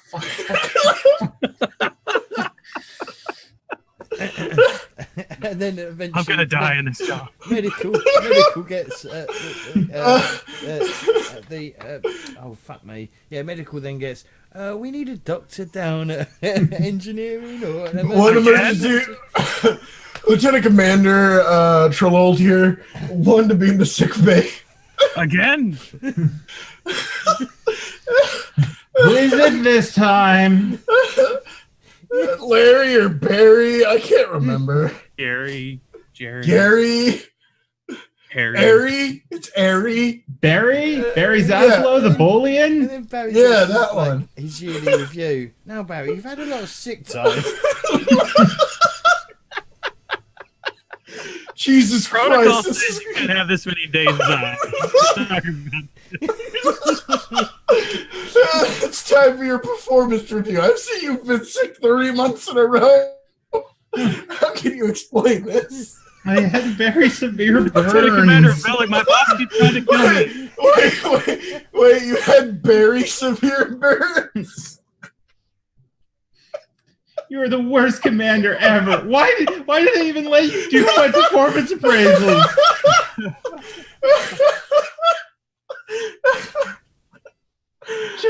Should the ship's commander be doing this?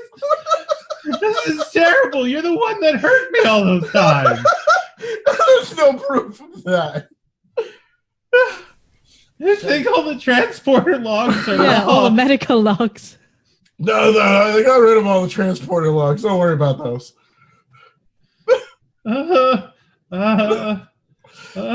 Also, I'll try and do better, sir. Also, I need you to forget about the Klingon the thing that I engineer we caught had. you in the holodeck doing. No.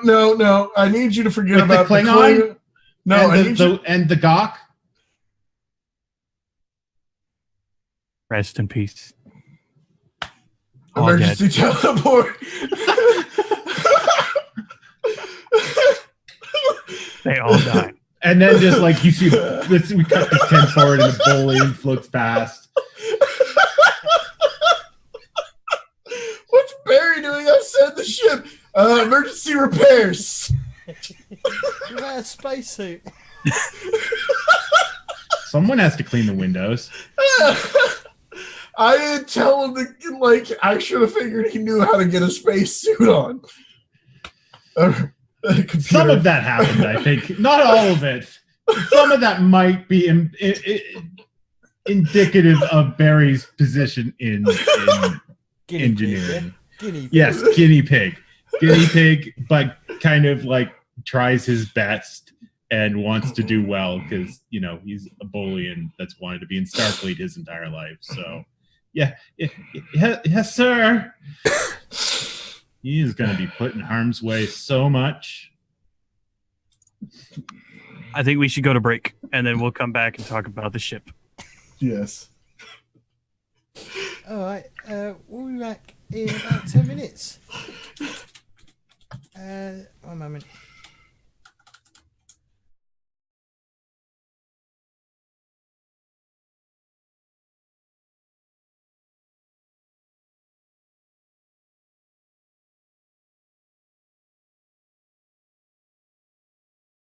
I'm trying to find And where we're it's. back for the third hour. Hello. Yeah, so I'm just gonna. So what I did for my. Where's he? Malcolm Conroy. I gave him.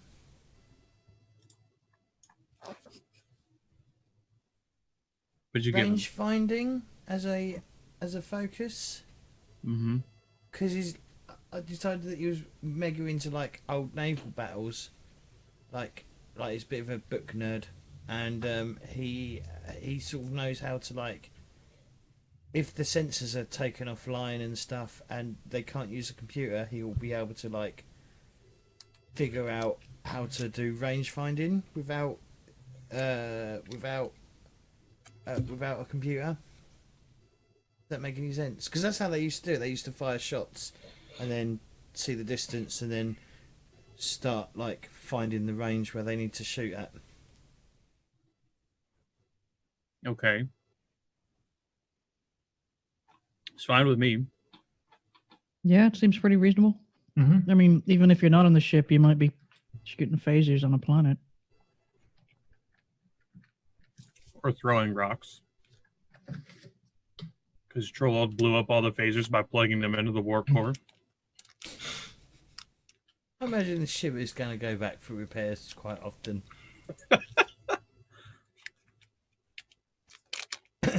Who knows? And there's going to be a high turnover crew in engineering. There might be. So, we need to talk about the ship, and then we're going to talk about. Well, I guess before we start talking about ship talents, does everyone know what station they're going to man on the bridge? In say a battle. I've got mine. And everyone's aware that page starts on like page 2. That's around 226. 220 is where it begins listing off the tasks you can do per station on the bridge.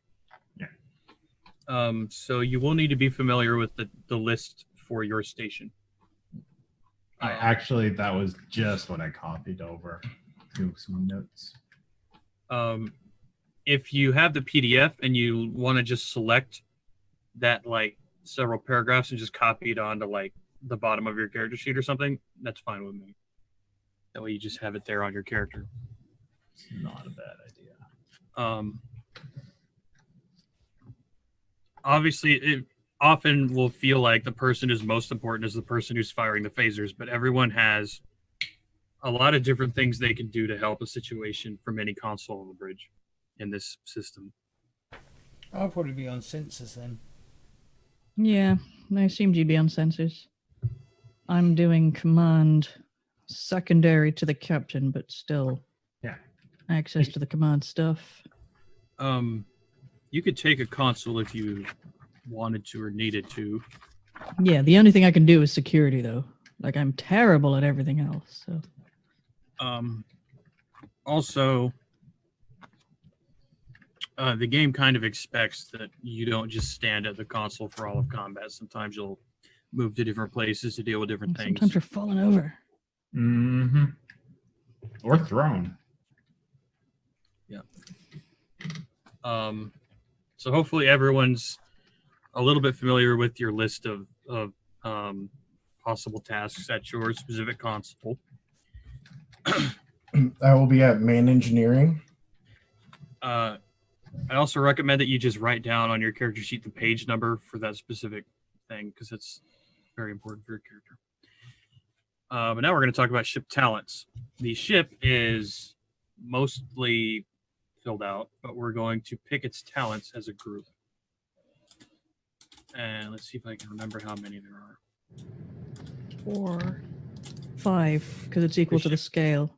The ship gets 5 talents, and it currently has 2 of them already pre-built, being the ship has an EMH and it has extensive shuttle bays. The third talent for the Akira class is rapid fire torpedo launcher. So the Akira has a big structure on the back on the Twin nacelles, right? dorsal. It's I guess you'd call that dorsal aft. I don't know. Now fans call that the roll bar, and that has the rapid fire torpedo launcher on it. And we don't necessarily have to have a rapid fire torpedo launcher. It could have some other structure there. It could be something related to sensors, like a big sensor pod that gives some sort of sensor related talent. It could be a shield generator or a shield dish or another deflector. So this module on the back of the Akira doesn't need to be the torpedo launcher. We can choose other things, but ideally it should be sensors or shields or deflector related. So if anyone has any suggestions about that, I'll be happy to hear them. And ship talents begin on page 255 in the book. What is our mission profile? Yeah, that was actually exactly where I was going to start. Pretty much depends on what we choose. This Akira was formerly mission profile was battle, but currently it is surveying. Okay, so scientific and survey operations currently, but tactical operations previously. Right. So the ship isn't necessarily a min-max ship. It doesn't have like minimum science, maximum tactical. It's kind of middle of the road on a lot of stats because it's a battleship that was retooled for not being at war now. I feel like modular laboratories might, I mean, just by its name alone, might be useful to a number of us. Considering how many of us, I mean, there's 2 of us that are heavily tinkering with, like, I'm doing research. Yeah. And we are going into an unexplored sector. Exactly. James's character, Velik, I want to say. Yeah, Velik, is a science officer, so he's definitely going to be wanting to have labs to do different things that he's leading. Trellold is probably got some lab in addition to whatever craziness he's cooking up in engineering. I'm just looking at the ones that were under the scientific and survey operations, and that's there, and that seems to jump out at me. Either that or like advanced research facilities, one of the 2. But I think modular laboratories makes more sense. Modular laboratories is good. So you're suggesting that the roll bar was outfitted as like a science deck? Yeah. So the torpedo launchers were removed and then a bunch of science labs were installed there with turbo lifts. I'm just seeing what that means mechanically. It seems reasonable. Considerable number of multi-purpose compartments that can be converted to laboratories as required. At the start of an adventure, the crew may decide how the modular laboratories are configured. This configuration counts as an advantage. Okay, so basically we can just like set up laboratories like per mission, right? With modular laboratories. And then you get an advantage on one type of science thing. Works for me. So we get a specialist lab pretty much whenever we need it. Yes. I would like to hear a competing suggestion before we decide. So we have any other suggestions? Something shields or sensors. Improved reaction control system. I was looking at rugged design, actually. Let's look at improved reaction control system first. They're right next to each other, so... Yeah. The ship's maneuvering thrusters operate with greater precision, allowing the ship to adjust its course more carefully. Whenever a task to move or maneuver the ship would increase in difficulty because of obstacles or hazards, reduce the difficulty by 1. Since it's a former warship, I feel like that would have been something that would have been. So you're saying that the torpedo launcher was removed and that a bunch of impulse engines were put on the roll bar? Yes. Okay. So, Navigate through those asteroid fields. Oh, ignore my thing because this is ship wide what I chose, what I was looking at.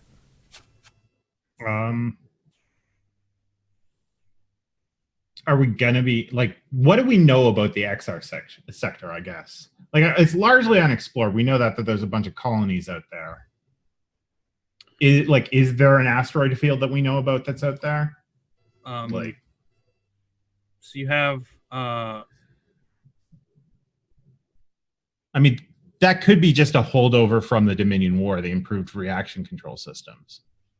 Well, during the Dominion War, this was definitely a rapid-fire torpedo launcher.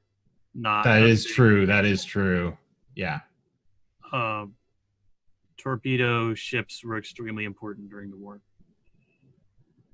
Because the Dominion had those super shields, and once you had those shields down, it was also pretty hard to destroy the damn ships because they built other ships out of like the super metals that the Federation can't use because they're so rare. But the Dominion controls such a big area of space that like strip mining all of the like neutronium from an entire quadrant, they can outfit an entire fleet with neutronium holes, and the Federation's like, we have enough neutronium to like make a cube of like a D6 in all of our space. We don't have that much neutronium because we're not as big as the Dominion. And so the Dominion torpedoes mattered a lot in the war. So we definitely didn't have an impulse deck on the roll bar during the war. I mean, the only other thing I can think of is secondary reactors. The ship has additional impulse and fusion reactors that allow the ship to generate far greater quantities of energy, increase the ship's normal power capacity by 5. Criminy, that's like a whole other ship. So you're saying the torpedo launcher was removed and replaced with just a shitload of fusion generators? Yes. And this thing's on like the dorsal fin? It's like a spoiler on the back of a car is where the roll bar. It's toward the back on the top of the ship.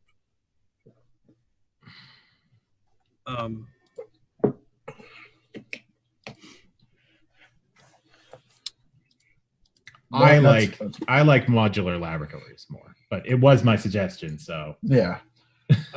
I feel like I might be a little biased. Stuff. Yeah. I don't think we need to be worrying about maneuverability too much. We are going to an unexplored region of space, so sciencey things will be quite important. Yeah. Of course, the science officer would argue for that. I'm just saying as a whole, the ship. What is the captain's opinion on this? Yeah. Fine. Can the roll bar just want to keep the torpedo launcher on there in case you encounter Borg? See, I'm not opposed to that. High resolution sensors is potentially useful. Vessel sensors gain large amounts of accurate data. They're extremely sensitive. When the vessel's not in combat, any successful task assisted by the ship's sensors gain 1 bonus momentum. That would be a lot of help for James to generate momentum. Yeah. It also would be good outside to combat. like avoid combat or have more leeway time for combat. Yeah. Like that momentum would be able to give us advantages, right? That would represent that. Because we'd be able to tell that things are coming from further away. So if a Borg cube was coming for us, we might have more time to come up with a strategy. Time to run the fuck away. Or run the fuck away. Or run the fuck to somewhere that is more defensible. Yeah. Hide in an asteroid. No, we can't maneuver. Let's maybe table the roll bar talent for a moment, and we have 2 other talents to choose, and the way I've decided is the Akira kept an extensive shuttle base. That's the thing that can't really change. And then the captain used the captain's priority here to order the EMH support that's going to stay after the war. And then Weefs is going to get the next pick. Yes. With no negotiating, no arguing. Weefs just gets whatever talent she wants as long as the ship has the requirements for it. The XO gets to just pick one of the talents. Weefs, do you have one that you would love to have on the ship? Excellent. I would love to give the ship diplomatic suites because we're going to be going out and meeting a whole bunch of new species. So we should have fancy staterooms to negotiate in. You want to read off the benefit of that one? That is, the ship has numerous high-quality staterooms for hosting VIPs, as well as briefing rooms and other facilities that allow the ship to serve as a neutral ground for diplomatic summits, trade negotiations, and similar functions. When hosting negotiations, members of the crew may be assisted by the ship's computers plus command or structure plus command. Seems pretty good because normally if you're just like having a negotiation on board the ship doesn't automatically get to assist you. Yeah. There isn't a system that's the diplomatic system, but this establishes that the ship does have a diplomatic system so that when you're rolling any diplomatic roll, the ship automatically gets to add its own dice to that roll. This is a pretty major benefit to just add a die to every one of those types of rolls. Mm-hmm. Sounds good to me. I'm going to put that on the ship sheet, and then we have one other talent to pick, and then we'll decide the one for the roll bar. So read through and pick something that you would love to argue for while I type this into the ship's character sheet. I think rugged design would be quite good. Have you looked at rugged design? We'll look Read it at out to us, right James. now. Yeah, just read it. That's better. The ship is designed with the frontier in mind, with a durable construction and easy access to critical systems that allow repairs to be made easily, reduce the difficulty of all tasks to repair the ship by 1 to a minimum of 1. I think that will help very much when Trollald fucks the ship, making one of his modifications. Mm-hmm. At Maybe. least my experimenting doesn't screw everyone over until I accidentally release a virus. Yeah. Wow. Accidentally genetically Okay. modify the entire crew Okay. through the air duct. system. Yeah, but just release the Barclay T Man, cell. it'd be a shame if somebody, fucking turned off the goddamn air conditioning. Life support. So It would be a life support? shame if you turned off the life support, yes. So life support is failing all over the ship. I feel like we're supposed to have protections for turning that off. Lucky we got that Ah. rugged design that lets us fix it easily. Everybody turns to look at Trolled. Ah. And Get also, in there. and also Ah. well, I haven't really got an argument for it, but we are sort of like in a new, well, not a new sector, but an unexplored region. So it will technically be a frontier thing. So we might not be stuck in Yeah. space dock or going back for. We're not going to have Yeah. easy access to a starbase. Hmm. Like, there's There not going to is be a a- starbase on the way, is there, through the XR sector? There is one starbase in the region of space you're going to, the XR starbase, which is where you will Here's be a dungeon technically dose of genuine that will be your adventuring. home berth assignment. So whenever the ship has some need for starbase, that's the one you'll go to. You won't return all the way to like Beta Z because that's going to be like a month-long journey. XR starbase is the only Starfleet starbase in that whole region, and that's the one that you'll berth at. But Yeah, we you're don't not wanna going to be like slipping back and forth. staying there all the time. You're going to be out, flying around. How central is the starbase to the sector? Like, is it on the edge of the sector? I would say it's pretty well toward the center, but it's a big region of space. If you're on the edge, then it's going to take you days and days and days to get to it. Yeah. Depending on your warp speed. I want to add very quickly that some of you may notice that on the bottom of the sheets that I gave out, there's like a little notate any relevant ship things that apply to your character. So our doctor, for example, you want to notate the ship has an EMH on your character sheet. Yeah. Because not just because having an EMH is cool or anything, but getting assistance on rolls is super important. And so if you're like doing surgery, you have an EMH, you have an assisted roll on anything you want to do in the sick bay, because you can just turn on the EMH and he's there to help you with surgery. I'm going to use that incredibly reluctantly, though.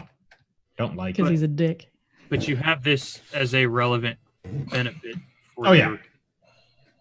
It is there if I need it, but also the EMH, since he served in the war, he isn't normally just left turned off all the time. He's left on.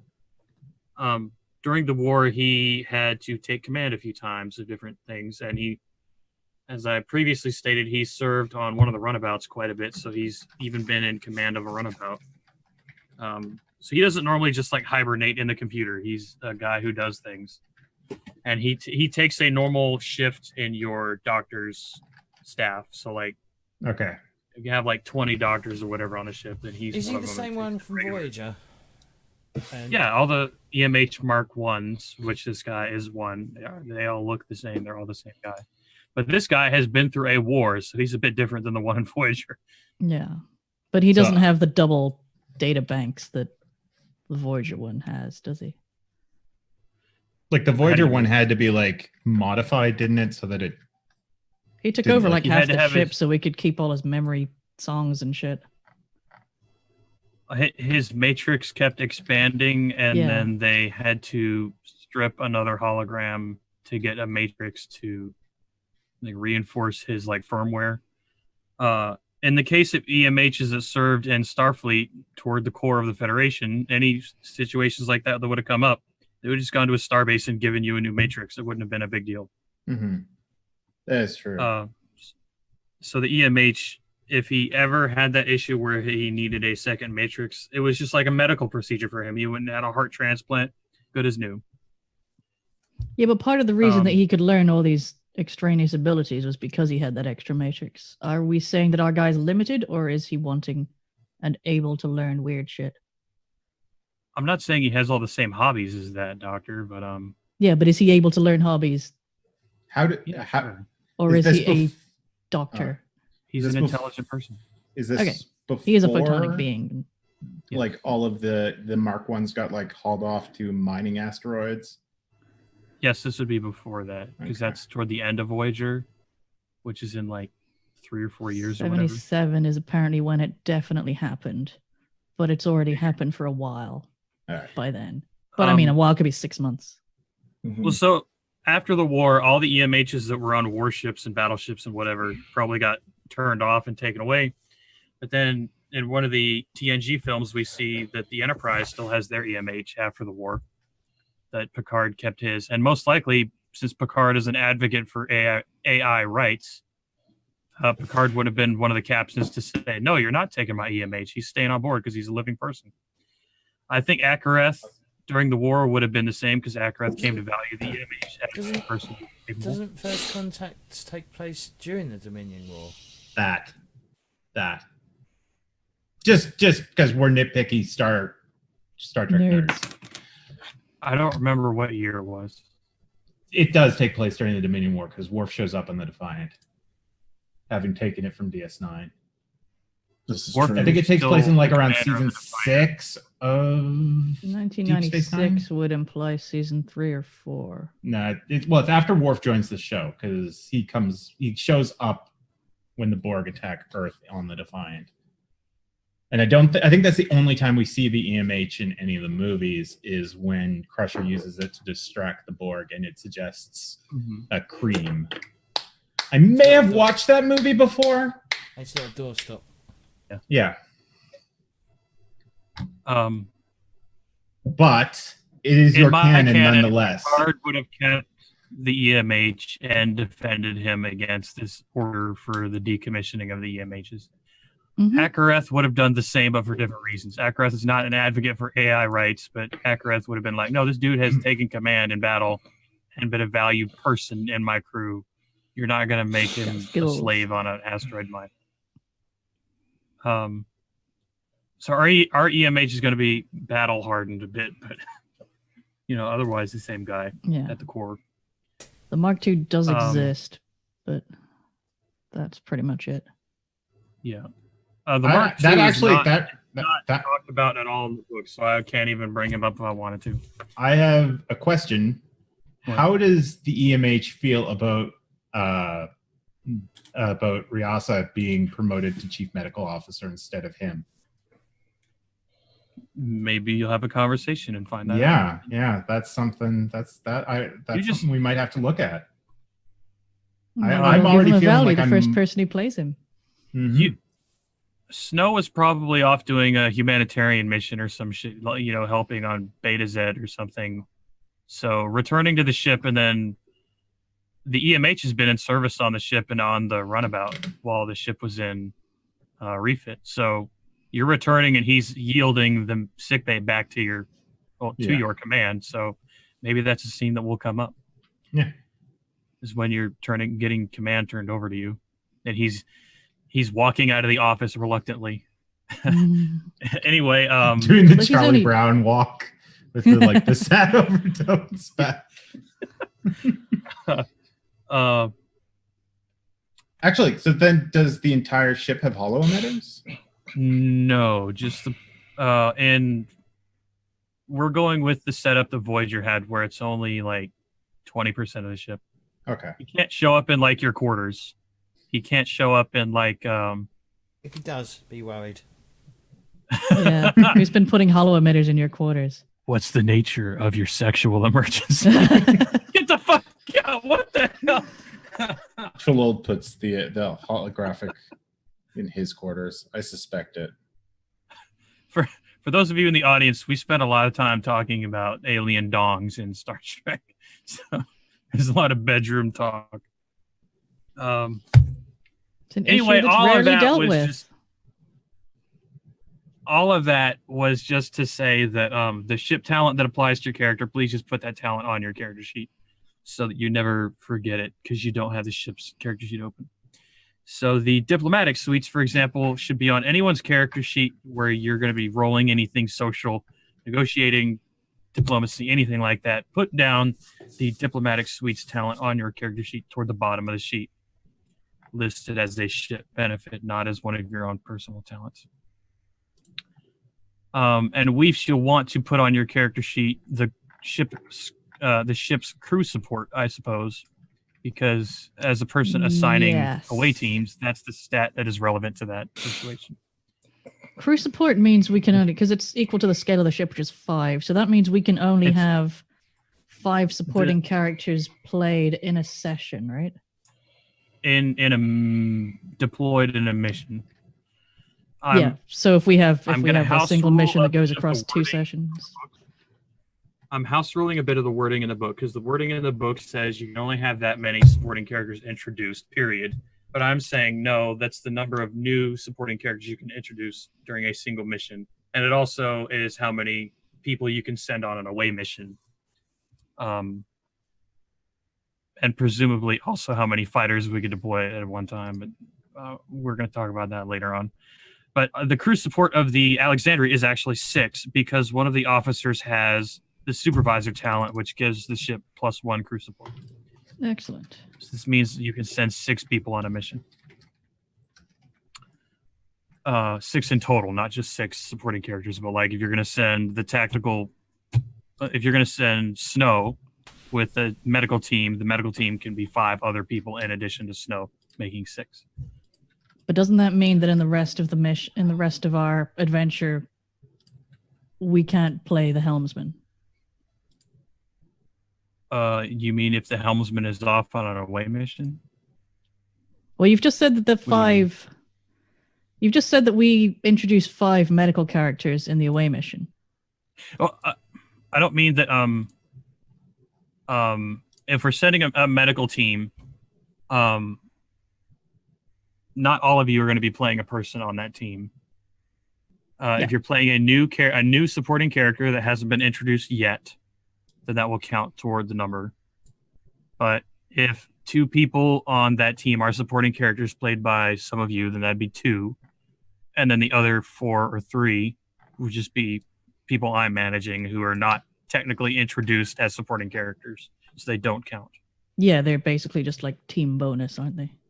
Just Faceless Yeah. NPCs. So if they're not characters, then they're just people Don't that would get counted towards- assist your roles. okay. I am with you. Where was I? Okay, the talent. Okay, so we were discussing while I was typing out that talent before. what talent we would like to decide as a group. That is not the roll bar thing. What were our candidates for that? What were the ones you guys were suggesting? Rugged. James rugged. suggested rugged, and I don't We all think pretty any of much us- agreed. Yeah, like it seemed like it was a very reasonable suggestion. Mm-hmm. So I don't Rugged even know design. if I'd want to make a counterpoint because No, I'm good with rugged. Let's Yeah, make it I- easy to fix. Easier to fix. What with our reckless engineer?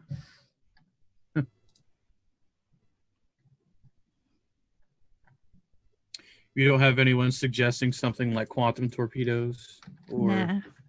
improved Oh, yeah. warp drive? We're not Janeway. We don't need to shoot across the bow of every ship we meet. Do we can we add more? Can talents get added? Can it get added talents over the course of the game?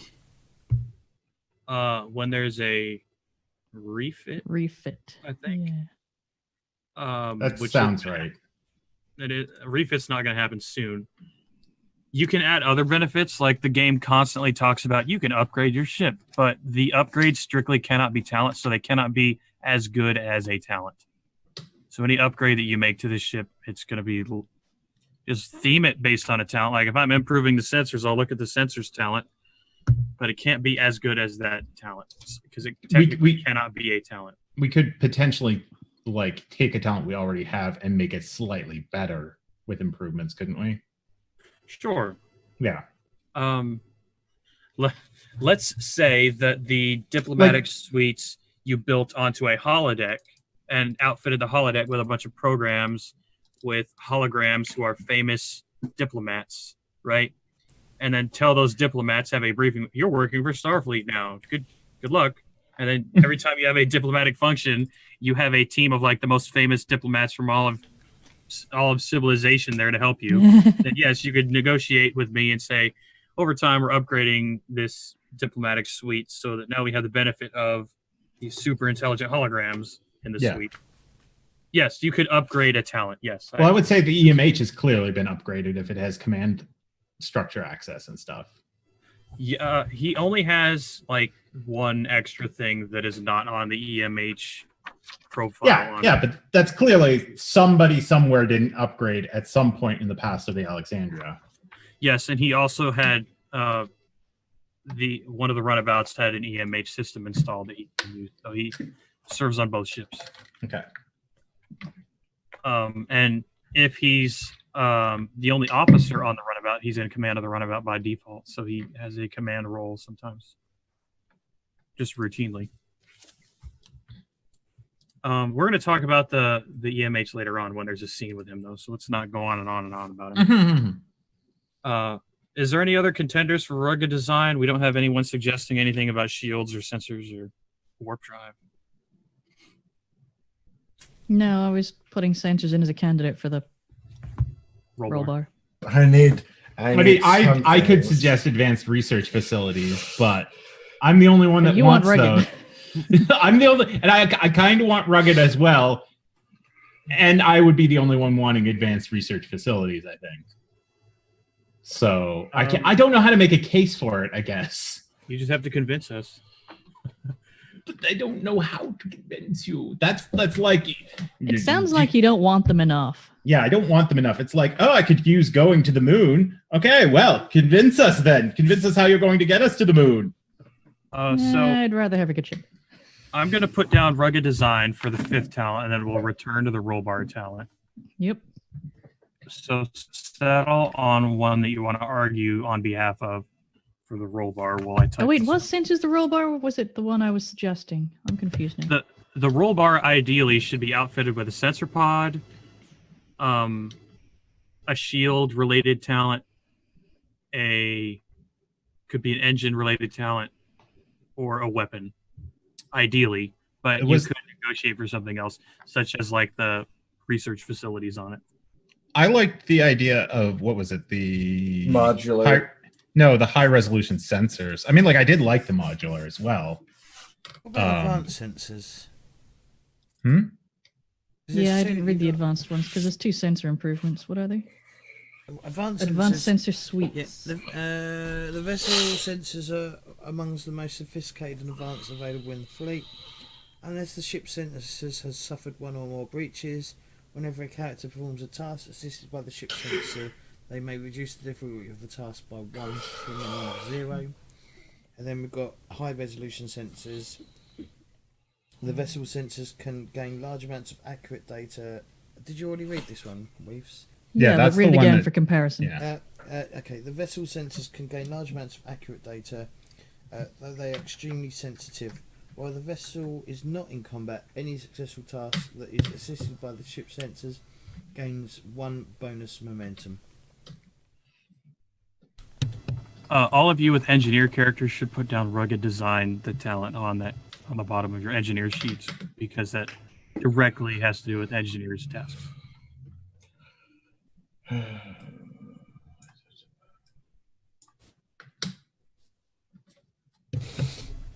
You will be assimilated. I prefer the high resolution sensors That's my preference as well. because you get a lot of momentum, The only thing which you can then use to buy another dice, the only, which may well, my help argument you. would be advanced sensors because it's not just non-combat tasks. True. But how much Well- will this do with combat? I mean, we're trying not to be in combat, right? That's what I was going to say is, I mean, we're really supposed to try and, we're not supposed to try and avoid combat per se, but like generally we're think supposed to Starfleet's- find a peaceful solution to things. Yeah. right? Yeah. One of your directives is always to de-escalate violence and not escalate it. It's kind of a Starfleet ideal.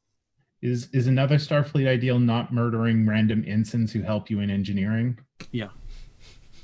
Protocol. Follow Not the protocol. murder. It's just, I you know, never said. Okay, anything. manslaughter. Manslaughter. Look, it's an You are legally accident. culpable. Accident. Still Snow. legally culpable. No, it was an accident. This is working quite well. What are our candidates right now? We have high resolution sensors and what else? And advanced advanced sensor suites. So we definitely want a sensor talent, sounds like. It sounds Yeah. Yeah, we're definitely leaning towards those and away from the labs. The other one I would think was advanced shield, which gives us 5 extra shields. Yeah. Does the ship have enough science to support the advanced research facilities? Because it says requirement science 3 or higher. Maybe Why not. are we looking for Let's- research facilities? The ship has a science score of 2. Oh, I'm looking at the wrong thing. Sorry. Sensor suites. Yeah, Requirements I was none. one up. Yeah. My bad. Clay, do you have any preference on the sensor options? Let me double check. It's improved. Where'd you go? Page 255. Yeah, no, I was right there. I was just I feel like from a mechanics perspective, reducing difficulty is less useful than gaining momentum. Yeah, that's what I think. However, if you reduce the difficulty, you will generate more momentum from the rolls. That is true. Potentially, you may.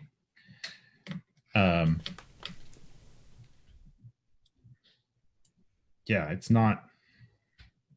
so I would rather I just feel go- like we shouldn't be planning on getting in. Not that we wouldn't be planning on getting in fights out in the XR sector, but we don't have any known threats in the XR sector that we're investigating, do we? Like we're going on a like research mission or not research, exploratory / mapping mission. I feel like sensors makes a lot, like high resolution sensors makes a lot more sense, because then we would be able to tell from further away about different things and make decisions with more time.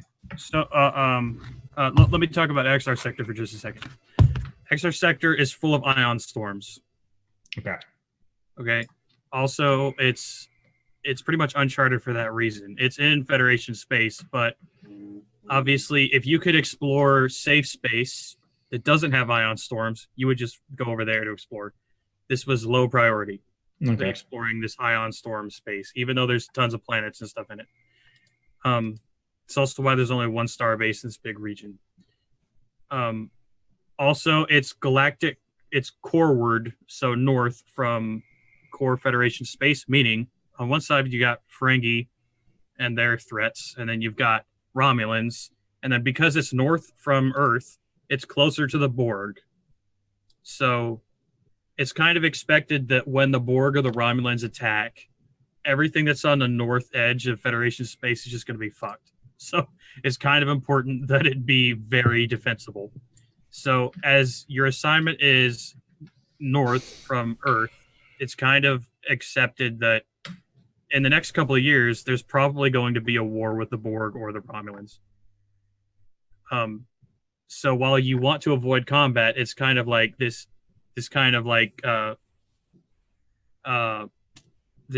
epic thing hanging over your head that at some point in the next couple of years of your career, there's going to be another war because of the nature of your assignment. Yeah. No, never mind. I was going to say something, but then I immediately. I would say advanced sensors.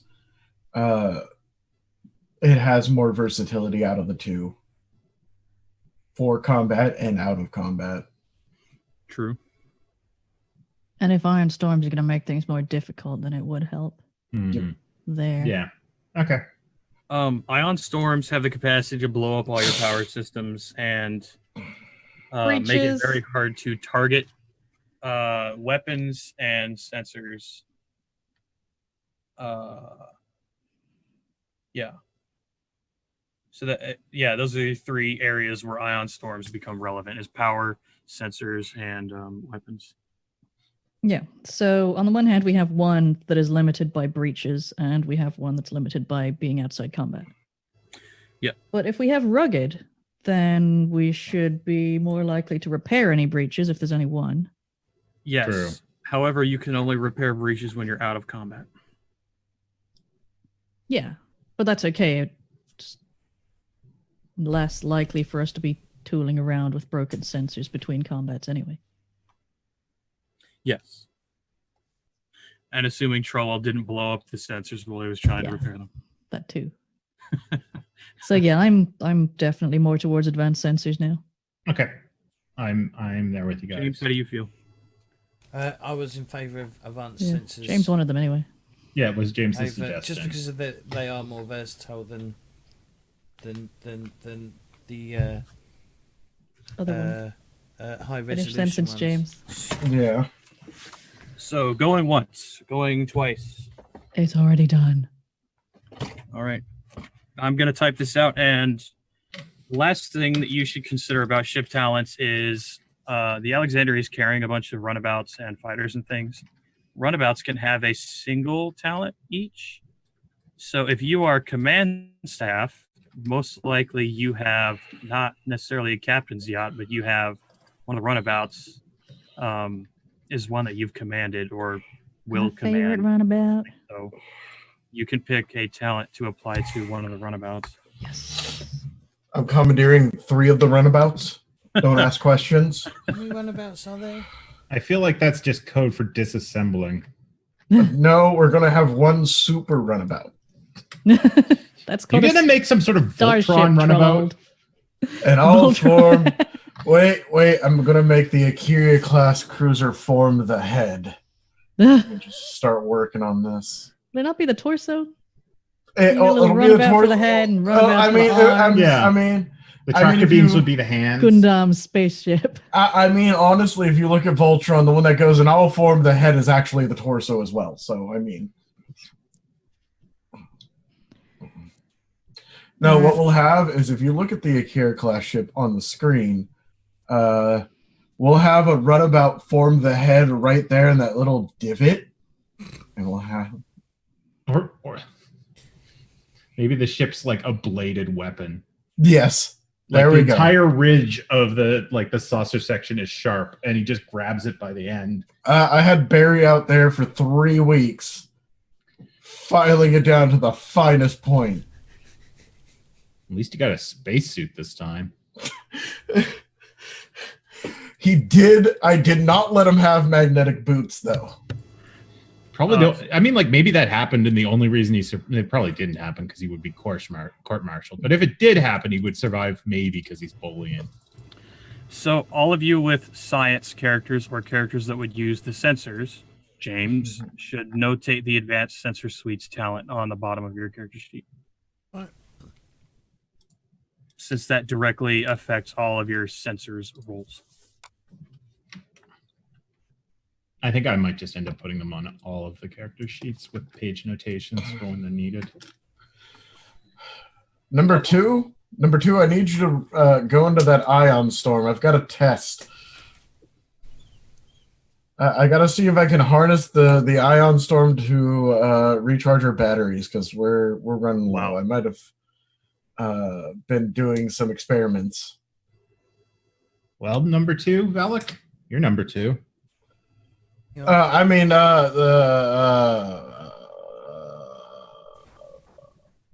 Number 1 is busy customizing her runabout and does not care about your pension requests. Number 1, I have taken the power conduits from your runabout. Give them back. That is an order. Unable to follow that order, they're gone. I'm going to have to requisition your runabout, Lieutenant Commander Trollold. Wait, which runabout? I have the one that works. He built 3 into Voltron, so I built. I'm going to have to requisition Voltron. Request denied. It's not done yet. I'm still trying to find a head. We'll find out that Trollold is like fascinated by ancient Earth Japanese culture.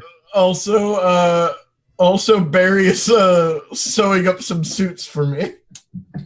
Suits? Suits?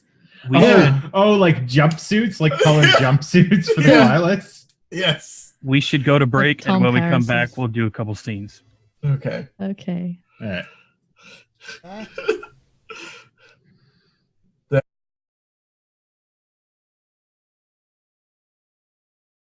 Right back shortly.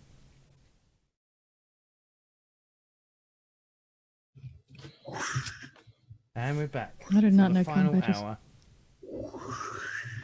I'm impressed, Rooster, that the one that I have on is literally held on with 2 pieces of painter's tape, and it's still there. And I don't know how. Mine has Velcro, but then the Velcro attaches to your shirt by this adhesive strip, so I don't actually want to use it because it's a one-time. Yeah, that seems really dumb. And then I have to just do double-sided tape or something after that. Yeah, that seems really dumb. Or else I'd be wearing it right now. But yeah, like seriously, I've taken this on. I would put a safety pin. I would take a safety pin, put it through the Velcro. That's a good idea. And I don't want to tear up the Velcro too quick. Yeah, but you can I always need to buy take more like the Velcro. Q But sticker off. but a mine. safety Take it pin. out of the pin. Yeah. Yeah. That's you put. good idea. I just have to buy some safety pins. Hi, Scopes. Hi, Scopes. Scopes. I mean, technically, we're not on intermission anymore. Right. Yeah. Yeah, So I know what my scene is going to be, because I think we've already laid the seeds for that. Magnet is also a good one. Taking Mine over is for magnetic. taking over the medical command from the EMH. On that subject, the EMH is going to be on a runabout at the beginning, not Okay. in bay. You will not be taking over sick bay just yet. We're going to start before that. Okay.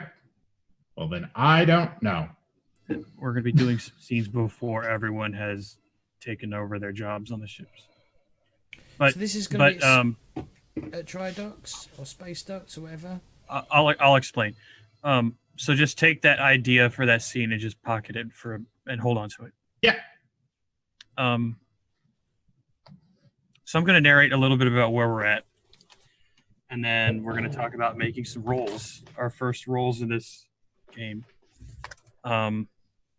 So most of the crewmates are kind of like newly brought to the ship. The Alexandria has some people that are staying on it who served on it during the war, namely the captain. But just about everybody else is pretty new to the ship after the refit. The EMH is staying on the ship. He's currently on a Danube-class runabout for going to pick up some officers. So he's piloting the runabout. by himself, and everyone's orders for reassignment to the Alexandria are signed by Admiral Ross from 5th Fleet Command. It's the Alexandria is not 5th Fleet. However, after the war, all the fleets are getting reorganized. So while you may not have been in 5th Fleet and you're not being assigned to 5th Fleet, it's just the way things go because all the fleets are being reorganized. But he's the one who signed all of your orders. So if any of you don't want to be on the ship and have any dispute about that, you would have to go to Admiral Ross. The Alexandria is part of the 9th Fleet, not the 5th Fleet, for the record. I'm assuming this is the same Admiral, like Admiral William Ross from DS9. Yes, same. He's the guy who's over 5th Fleet Command, and I was just going to drop it into chat for anyone that was curious. 5th Fleet ended up kind of absorbing a bunch of other fleets at the end of the war because 5th Fleet was kind of at the crux of a lot of things. Alexandria was part of 9th Fleet during the war, and 9th Fleet was defending Beta Z, Andor, Vulcan, and some other core worlds, which is part of why the Alexandria has been so fucked up and damaged, because the battles in the core worlds did not go well. So the Alexandria just finished the refit, and we just talked in the previous segment about all the refit choices that were made for the ship. Right now, the ship has a skeleton crew of people that were running the systems and things while everyone is gathering. And the Alexandria is flying from Space Dock to Beta Z. It wasn't already at Beta Z, so there's like 2 dudes on the bridge and like autopilot running as it's flying across Federation space. It's going to drop off some supplies on Beta Z because Beta Z was conquered, and there's a lot of like rebuilding and medical things going on Beta Z. So they're dropping off some supplies to help Beta Z get back on his feet, help the Betazoids not be all dead and homeless because their cities were destroyed. And also coming to the rendezvous are several warp tugs and work bee carriers. So all these various ships are gathering in Beta Z orbit. Also, Beta Z orbit, as you arrive on whatever vehicle you're on, the first thing you notice, other than the planet, is all the space around the planet is full of debris. All the destroyed ships from the battles that were fought here while the Federation was retaking the planet. There's several workhorse ships and engineering ships cleaning up all the debris, but it's going to be an ongoing thing for years, probably. Several of the main characters have gathered on the surface of Beta Z because you arrived a couple days ago, and rather than just like hang out in space on your shuttle or whatever, you landed. On the surface of the planet is the USS Sacramento, which is a Danube-class runabout, and it's going to be taking off to meet up with the Alexandria. And the Sacramento is piloted by the EMH at the moment. It had about a day's layover, so there's been a couple of you probably rendezvoused with the Sacramento yesterday and then spent a day on like a barracks on the surface of the planet, and then today you're taking off. The Sacramento was not very badly damaged during the previous battles, so it did not have a refit. It's part of the reason why the EMH has been deployed, piloting it around on missions. So when you're getting on, whoever's getting onto the runabout, and we'll talk about who that is in a moment, you may notice that the runabout is pretty clean and not damaged. Whereas every other shuttle you've seen has looked like this thing's been through a war. The Sacramento does not look like it's been blown up anytime recently. The executive officer, Miss Chavalis. Commander Vallis, thank you very much. Right now you're off duty, so you're Miss. Or, you know what? I don't know what a title would be for an Andorian. It wouldn't be Miss or Mrs. I don't know what it would It'd be. be Shen, probably. Anyway, it depends on who you are. Yeah, Andorians are complicated. So you've already been given all the personnel files on all the people that are going to be put on the ship. And as XO, you haven't been set up with your office on the ship yet, but you still have to go through all the files and like approve everyone, give them final approval. So this has probably been your routine for the past couple of days. Even though you haven't arrived on the ship yet, you've got all the paperwork to do. Yeah, I'm doing my research. I'm making sure I know who to be friends with. And you've Getting just to know arrived. my new family. Yeah, definitely. You have been one of the first bridge officers to arrive on the ship. You arrived by shuttle while the Alexandria was going to Beta Z. And so you're setting up your office and everything, and you haven't started your first shift yet, but this is it's probably going to be like later today or tomorrow when the full crew is assembled, and then you can deploy officially. Okay, so I'm on the Alexandria, and other people are on Beta Z. Is that where we are? Yes. Some Okay. people are on shuttles showing up from other parts of space. Some people are on a planet. So tell me what it's like in your quarters right now as you're moving in. My quarters are, in one corner, we have a nice little boxy aquarium-like thing for my little Tribble to live in, who is being quiet right now, nice and peaceful, getting to know his new home. Everything else is still in boxes because I'm too busy to unpack and make it homely. I'm too busy. The desk is covered in data pads and other things where I've been doing all my research. Bed, completely Spartan. I have a picture of a previous pet I owned who is now dead because I'm a weirdo who likes animals. I also have a picture of my family, which is just my parents sitting on the desk. All four of them. All four of them, indeed. And stacks of pads with personnel. Yeah, pads strewn everywhere. Pads on the bed, pads on the table, probably a couple of pads on the floor, where I've just been going through the personnel, making notes, figuring out what to do next. And my closet is full of scant uniforms, which are the dresses, none of the others. And my Ushantor is currently hanging on a hook by the door. So you don't wear it on your off hours. I do not wear it in bed, no. Okay. I don't wear it in my quarters. Okay. You don't sleep with it under your pillow? No, I do not. I am not from the Terran Empire or the whatever the Andorians were. The Andorian Vulcan Alliance. The Mirror Universe, that's what I mean. Well, at least that's the face that you're maintaining for the audience. No, I'm not. No, Very- definitely not. Oh. I don't have to sleep with a blade under my pillow waiting for certain assassination. Nope. Your door chimes. Enter. The captain walks in. You probably never met the captain before, but you recognize him from the files and everything. He regards you silently for just a second, observes your Ushantor. He's wearing his on his uniform. He's also wearing a scant. Yes.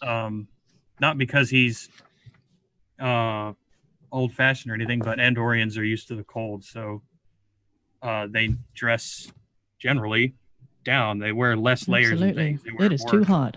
more airflow in that uniform. So Too he wears goddamn a hot on scant. these human ships. Although the captain does not outwardly appear especially male, he is not. He is of one of the two masculine sexes, but he is not. He's not. Your Arnold Schwarzenegger. He's not like an action hero male. He's kind of androgynous. After he regards you for a second, he holds out his hand. Says, "Shake yours." As soon as I saw it was a captain, Commander Valas has leapt up and... Do I salute? I presume we salute in Starfleet You'd probably just stand at before attention. we know each other. You'd probably just stand at attention. Yeah, you probably Okay. stand at attention. Leap up and stand at attention and go, hello, Captain Akirath. And then, yes, reach out and shake his hand. He says, "Greetings, Chavalis. It's good to meet you." Likewise, sir. He says, "I see that you're going through the personnel files." Absolutely, sir. Got to get to know the new crew. He gestures at the pads and he says, "I've been reading them as well. Is there anyone on the lists that is any worry for you? Anyone that stands out?" I feel that Lieutenant Commander Trelawney is actually his name we're using, isn't it? Yes, because he's Bajoran. Yeah. I feel Lieutenant Commander Trelawney could be a great asset to the team. He seems a daring type, willing to be flexible, which we'll definitely need in an unexplored region like XR Sector. From all my combat duty, I know that a daring engineer is a valued resource. So hopefully you're correct. I haven't met the man yet myself. We'll see how he handles engineering when he arrives later today.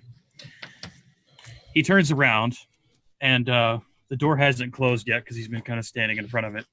And he says, "We'll talk later on the bridge at 1800 hours. And you'll have your first watch. And then we will set about to greeting the assembled staff of the ship. And I will leave it to you to make any speeches. I'm not one for inspirational speeches myself." He strikes you as the kind of Andorian who's used to combat and not all the formal military stuff. So he's leaving it up to you if you want to make a speech to the crew when they assemble. Yep. And if you want to command them to like assemble in a storage bay or any recreational place or anything like that, a gymnasium, I don't know. And with that, he sets off. He doesn't say goodbye. He just walks out again. Commander Velas stares out the door at him for a second, wondering if she's supposed to say goodbye, and decides to just close the door and sit down. He probably seems like a guy who's going to be like that, kind of a quiet type. The guy who sees some shit. How do you feel about serving under another Andorian? I think it will be a good thing. We should have similar worldviews on how goddamn warm this ship is. There's going to be no disagreements about the thermostat on the bridge. Both of you are going to be turning it way down. Absolutely. Yeah. Everyone's going to wear thermals at all times except the two of you. Yeah. Velas is feeling positive about this because she is, as I say, a more daring, more fluid in terms of plans rather than having everything planned out at once. And the fact that he also liked the idea of Trelawney going around doing strange things has given her a lot of confidence that we shouldn't have too many personality clashes. Good. So that's the end of your scene, mechanically speaking. Just snip it off there. We're going to talk about some other bridge crew officers. There's going to be 2 shuttles with bridge crew coming up to the ship. Well, to craft. The Sacramento, the Danube class, and then there's going to be a personnel shuttle, which carries a ton of people on it. So the other 3 of you will need to decide, are you going to be arriving on the Sacramento with the EMH or on the personnel shuttle? Is there any volunteer to join the EMH on board the USS Sacramento? Yeah, I'll yeah. Okay. Oh, Buzz. So the I was just like, I'm gonna get this over with. The Danube class can have like 4 people comfortably on it, but its evacuation limit is like 100 if you pack everyone in, no breathing room. Yeah, so there's probably 4 people on board the Danube other than the EMH, so 3 of you, and I could take a support character, or Weefs can. I probably should, seeing as I definitely can't be in this scene. Sorry, my main definitely can't be in this scene. Yeah. Would you like to choose a supporting character? This is with James, right? All of us, Sorry, isn't it? Yep. This is with all 3 of these people and EMH. Oh, okay. I will take Ensign David Ishola, who is the guy who is mind melded to James's character, Velik. Ah. So, Hang on. sometime in the previous day, when you first came to the runabout after it landed yesterday, eventually at some point the 2 of you would have met up here. Did both of you know that you were going to be serving together after what happened during the war? Probably. Or is this a surprise? I probably requested it. Yeah. I'm comfortable with that. Was it a difficult thing to request to serve together, or did Starfleet just oblige you? Well, I assume they're open to other. Well, they're open to other cultures, and they probably understand the fact that I had to mind meld with him. So Starfleet doesn't mind that you requested to serve together. Mm-hmm. Okay. Well, I did no? There was probably no resistance. So I assume you explained why. Yes, they knew Okay. why. Well, they would have known why. So you made your request to Admiral Ross when he started doing your transfer orders, and then he just said, "Okay, that sounds fine," and he signed off on your request. Yeah, we're not on. I thought he would be. David would be a valuable crew member, and also I have a mental link. You've shared your Katra. Yes. Yeah. You just particularly want to be around the person that carries part of your Katra, I guess. Mm-hmm. Okay. I mean, he could be away, and I could do like discovering, like. No, we're not doing Jedi mind powers. No, that definitely seems difficult. Yeah.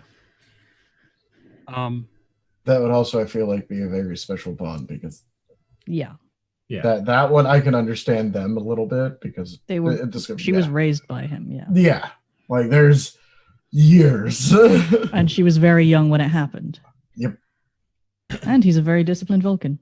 Yeah. Also, Sarek is extremely exceptional. Yes. So Yeah. if we were going to make the case that what Sarek and Burnham did during Discovery is canon, then it's going to be a unique thing. Yes. Not every Vulcan who's mind melded can do that. Yeah. Certainly not to that level. Yeah. So let's open up the scene with the two of you have arrived at the back of the Danube.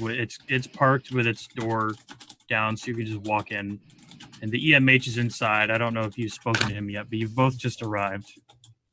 So you both just set eyes on each other again for the first time in probably months. Who's the first to say hello? I will say hello. I'm very relieved to see familiar face. And so David Ashola walks up and goes, Lieutenant Velik, great to see you again. Oh, I see it's Lieutenant Commander now. Oh, okay. Congratulations. You got a promotion, right? Yes. Yeah. Yes, I got promoted. Congratulations, sir. Salute. They salute. Possibly. They salute admirals. I'm sure they do. I don't think I've ever. At a formal function, you would salute, but most of the time, no, you wouldn't. You would just stand at attention if you're being respectful of a superior officer. It is good to see you're doing well, Ensign Ishola. Certainly better than I would have been had you not been there on the Majestic. Actually, it wasn't even on the Majestic, was it? It was on the shuttle. Yeah. But On the shuttle, sir. Getting back in the saddle. They've got me on light duty. that's good. You do not want to go full feet first into this operations until you're back on your feet. Oh, I assure you, I am fully capable, sir. Says Ashola, not sounding fully capable at all. God. God. God, I need to find a voice, but hey, we'll get there. So how was your time off since the Majestic? Let's just say it was not the most relaxing of times. I was in hospital undergoing a lot of treatment, as I'm sure you can understand. Yes, I did keep track of you since that day. They did send me to Ryza for rehab, though. That was good. Oh. A+. Oh. How have you been, sir? I went back to Vulcan for some time. He's got, by the way, Velik's got a scar down his face from the. Is it new? From the accident. It was from from what happened on the Majestic. Was it a time of meditation or seeing family? Time of meditate. Actually, what's it called? Where I have to go back and mate. Oh God, I've forgotten what it's called. On Fire, fire. yeah. So I you- won't discuss it. It was a matter of personal importance. Ah, I understand. Did I'd Velik like to have a note that it kid did say that. during the time off? Yes. At this point, either Trollold or Snow is going to walk up. Which of you would like to volunteer? I will. Okay. I'll have like you a walked pack. up and you see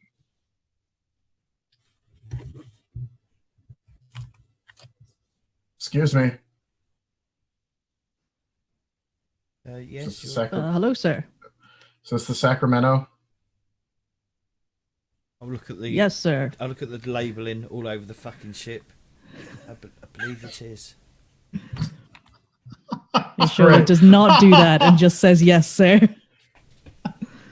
It's good. Good. Excuse me. I need to put my bag on board. I need to check this thing out. Doesn't look like it's got a scratch, which is weird. Where's the pilot, anyways?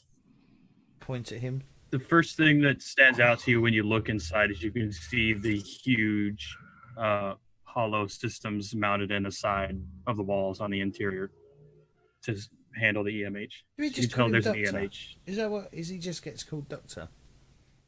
Yeah, he doesn't have a name. He's just a doctor. Well, Yeah. I'd just say the Doctor is over there, who apparently is our pilot. Pilot. What? The doctor's quietly at the front chair typing away on a console. Walk up. Are you actually typing anything? Excuse me, sir. I do have Excuse personal yourself. You're a hologram. You do not have personal space. I beg to differ. Your personal space is inside your programming, and is thus an illusion. You may be aware that my programming fills this craft. You could say this entire runabout is my personal space, sir. No. Where your matrix is your personal space. You're looking at my matrix, sir. You can drop the sir. As you wish. Your name is? Troll old. Hello, Trollold. If you'd like to take a seat in the back, we'll be deploying soon. Can I sit in the passenger seat? Can I see this one? I wanna There's sit in this one. there's the helm seat, and then there's a guest seat, and then there's the ops seat.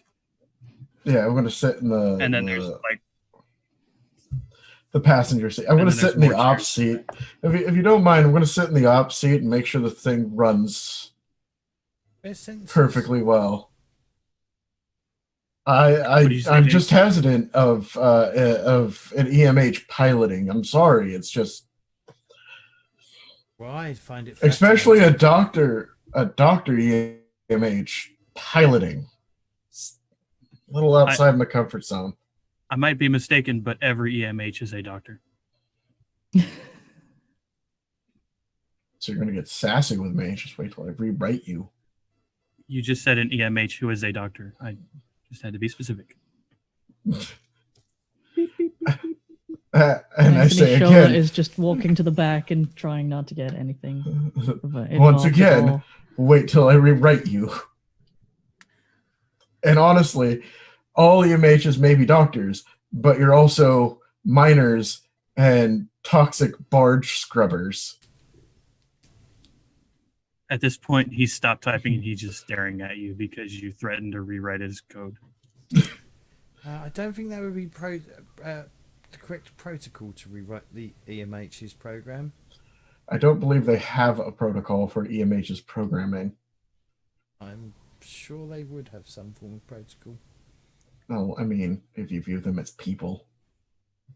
The doctor quietly pulls out a pad from the console next to him, and he hands you the pad, Trollold. And the pad says, with the captain's order, that the EMH is not to be messed with by any engineers or any person who wants to like repair the runabout or anything like that. That under the captain's orders, no one can manipulate him.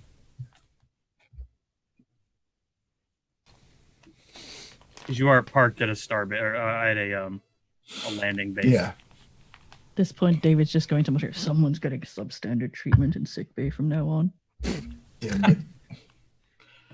it. What was that? Nothing, sir. That's what I thought. Beric, is that David? It sounds like your cough is playing up again. Yes, You sir. might want a doctor to look at it. But I'd say that's straight-faced. I'm feeling much better now, sir.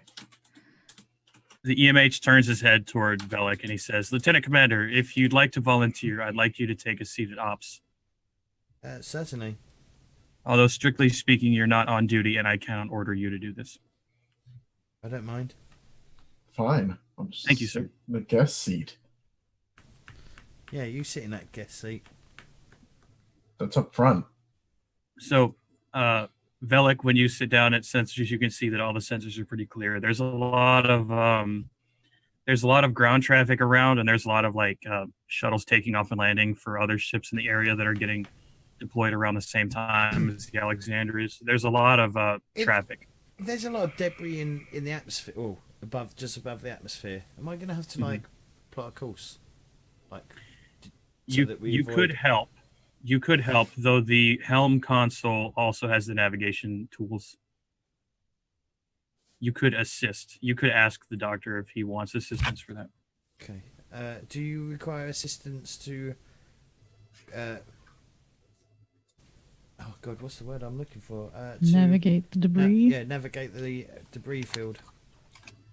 He says you could take a look and patch anything through to my console if you find anything that would be helpful. Let's see if we can find the move or the action, the task that you're going to be using. A lot of course, I think, is the name of it under Navigator. Oh shit! Is it not based on the science sensors?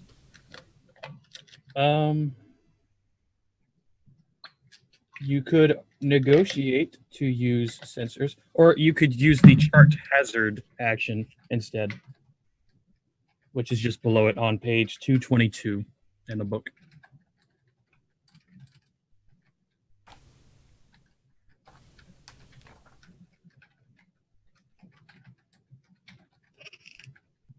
Troll, at this point, you can lean over his shoulder and look at the sensor readouts if you'd like to butt in. Since you wanted that seat anyway, Trollold. It's fine. I'm sassy now. I don't want to deal with a Vulcan of all things. I feel like I'm going to come in on a tense situation. Where everyone's just kind of like half crabby at each other. So while James reads that task, I think Snow could approach the runabout. The runabout has it's just landed there with the door open with the big name on the side. So you have your orders to say go to the USS Sacramento. Yep. There's no one there to wait. There's no one outside saying, "All right, you're here for the Sacramento. All right, get on board. Let me see your boarding pass." There's no one like that. You just There's probably like someone in the shipyard or something that I probably could ask okay, well, where is the Sacramento or whatever. Sure. When you go to the spaceport, there's probably a taxi shuttle where they point you in the general direction and then they drive you over to the general area and then you get out and walk to the Danube. So I'm probably have a duffel bag of stuff, as well as I'm carrying my Andorian frost lily because I don't trust it to be packed with the rest of my plants. Oh. Which is a lily, but it's blue and has some crystalline aspects to it. So What? Sorry, Potato. So it says it's assisted by the computers plus con, the ship's computers plus con. I've also got computers as a focus. Is that something I could use? Yes. Are you saying you're going to use plot course task? Yes. Okay. I'm not particularly great at con. Con's only at 2. My reason is at 11, and my con is at 2. So you know how to roll a reason con task.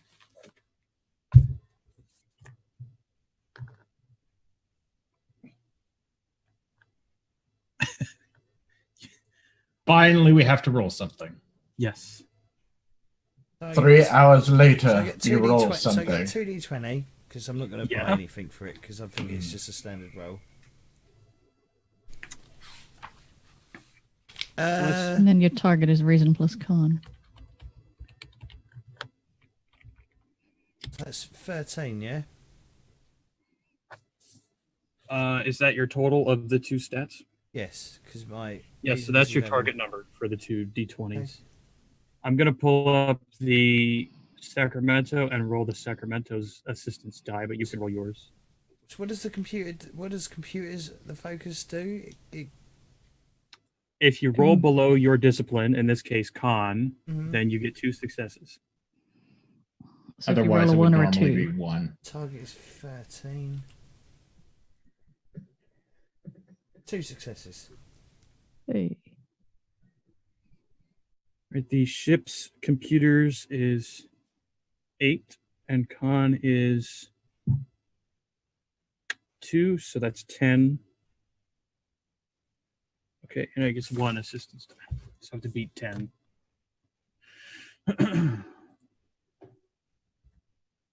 Oh. And it did. Okay, so we needed 3 successes and we got 2. Okay. Do you have any talents or anything else that would apply? Or value, even, if you want to use determination. Intense scrutiny. I think that's a science one. I should have fucking written out the description. Intense scrutiny is a talent? Yeah. What I did for all my characters is I just copied the whole talent onto the sheet. So I didn't ever have to open the book if I could help it. I Yeah. did Hindsight. similar, but I paraphrased it down. But that's why we have session zeros. Because you don't realize Yes, stuff until everyone. This is kinda- an experimental show. None of us is system fluent, so if occasionally we have to figure something out, we can. I'm Where not the going to fuck penalize is us. talents. Talents is invite- chapter. I'm in chapter 5. I know it's in Okay. chapter 5, but Intense scrutiny is we go. page 137. See, this is why I use the PDF. yeah, but I that's mean, then also because another- physical books cost money. I mean, so do PDFs, but you know, less.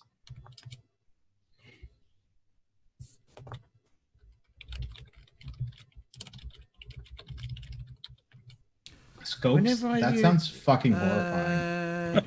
Yeah, whenever I succeed at a task using reason or control as part of an extended task. We're not even doing extended tasks, though, are we, in this game? Ah, you took an extended task talent. Shame, shame, shame. James, if you would like, you can take that talent off your character right now and pick something else that doesn't have to do with extended tasks. Because we are going to avoid extended tasks. Also, this is not an extended task. This is just a plain task. Yeah, I don't think I've got anything that can give me 3 successes. An Would you additional like to pick a success. new I will pick a new talent. Just I'll do it at another point. Okay. So The- we the did problem is not all the- successfully The problem plot. is, majority of the science ones Hmm. are extended tasks. I know the talents are not exactly well balanced. So that I can do about that. I'll have to have a look and read through them again then.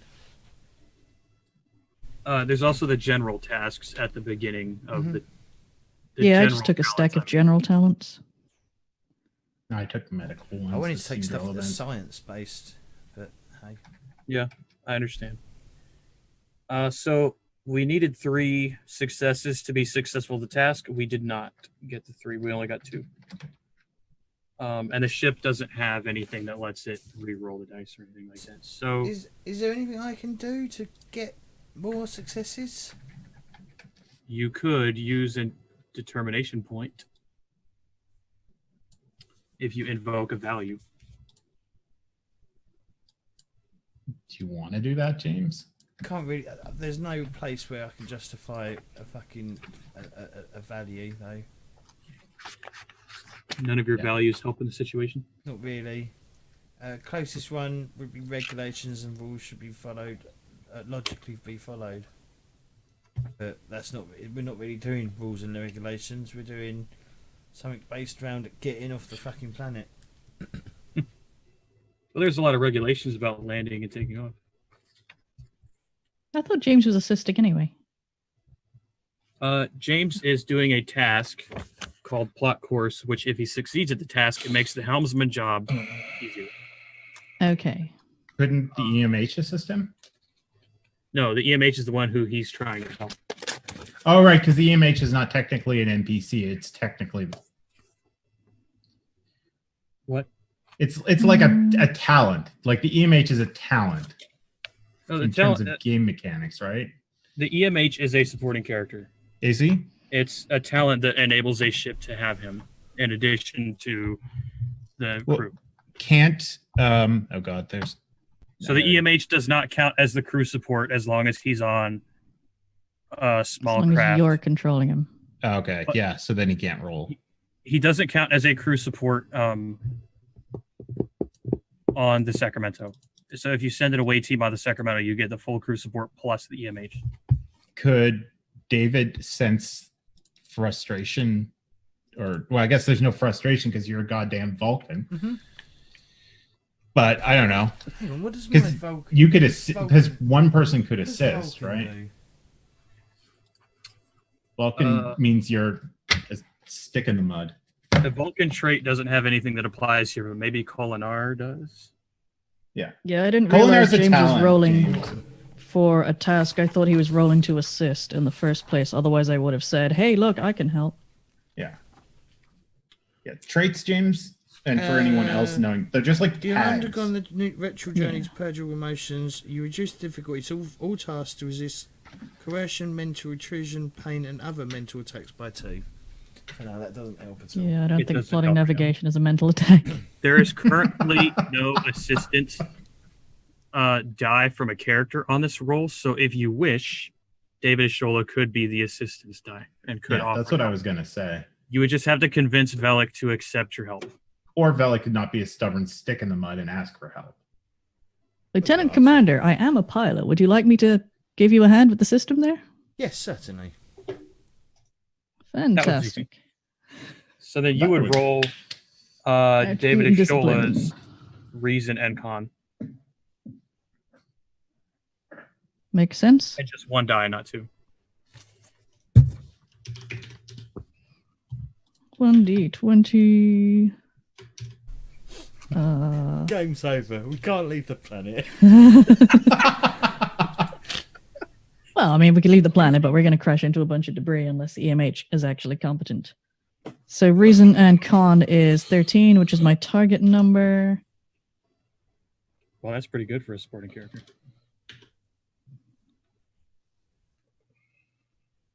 Is it? Oh, it is con, though. I mean, he's a pilot. It's going to be his top. I'm not score. saying it's impossibly good. I'm just saying it's good. Yeah.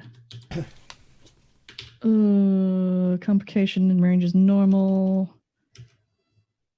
I don't get to use focuses on this, do I? On assist rolls. Yes. I do? You have any Okay. focuses about navigation? No, I have piloting. I'm going to say that applies. Okay.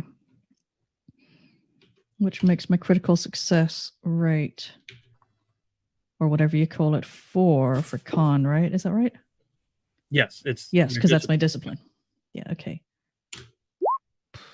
No, I roll a 1d02, not a 1d20, Oh, because I damn. can't type. Let's try again. I got 0 no. successes.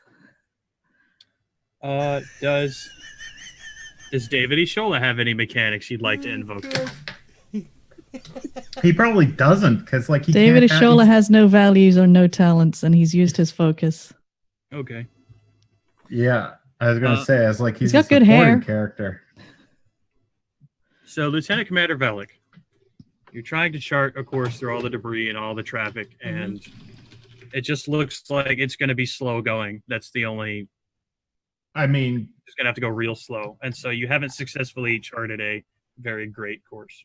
realistically, couldn't we give you some threat? You could spend threat because you don't have momentum, or you could add threat. Yeah. That's up to James because he's the one doing the task.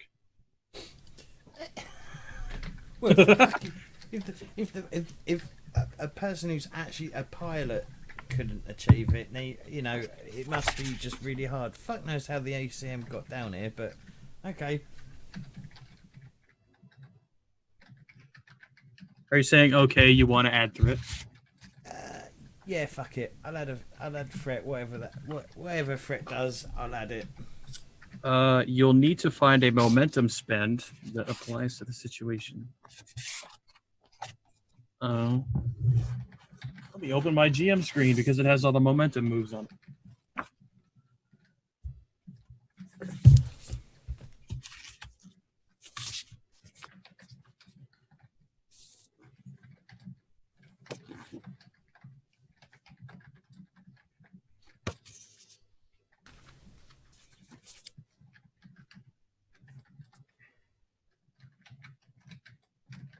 You can buy a D20 by spending 1 momentum or adding 1 threat. That's one method. Yeah, I'm just meant to go look at my notes. Sure, I'll buy an addition. You could spend 2 momentum or add 2 threat to create an advantage or remove a complication. So technically, the traffic and the debris are both complications. So you could add 2 threat to remove a complication, making it that we succeed the roll. But that adds more threat. I would say just buy D20s. Well, I only want to buy 1D. Well, do I want to be adding 2 threat straight away to the fucking game before we even got off and it? You don't actually have to assist the EMH. Yeah, you could. I mean, you could just be bad at it. You don't have to win every turn. I do. I'm Vulcan. I mean, Rooster could also offer us success at a cost. That's what I've already done. Is I've said it will just be really, really okay. So yeah, we basically got success at a cost already. You could be late getting to the ship. I will turn to the EMH or the doctor. Doctor, it appears that it is quite illogical to travel too fast through the debris field above Betazoid. He gives you a very dry look and says, "Is that so?" And then he just turns back to his typing. You should just go fast. Like, I just want to get to my goddamn ship. My new ship. I feel like this is a good time for Riasa to walk on. Everyone's kind of arguing. Sure. Being like, we gotta, come on. Can we just go? What are you doing? To the Vulcan. Or David. What are you two doing? Sir. David was I'm sorry, sir, and just, resumes his seat. It's an EMH. It knows how to pilot, obviously. Otherwise, it wouldn't be in here. It's more than an EMH, unfortunately. Well, obviously, because it's piloting. I'm not an idiot. I'm an engineer. Nice to see you again, EMH. Like Riaza yells from like the back of the ship. Greetings, Doctor.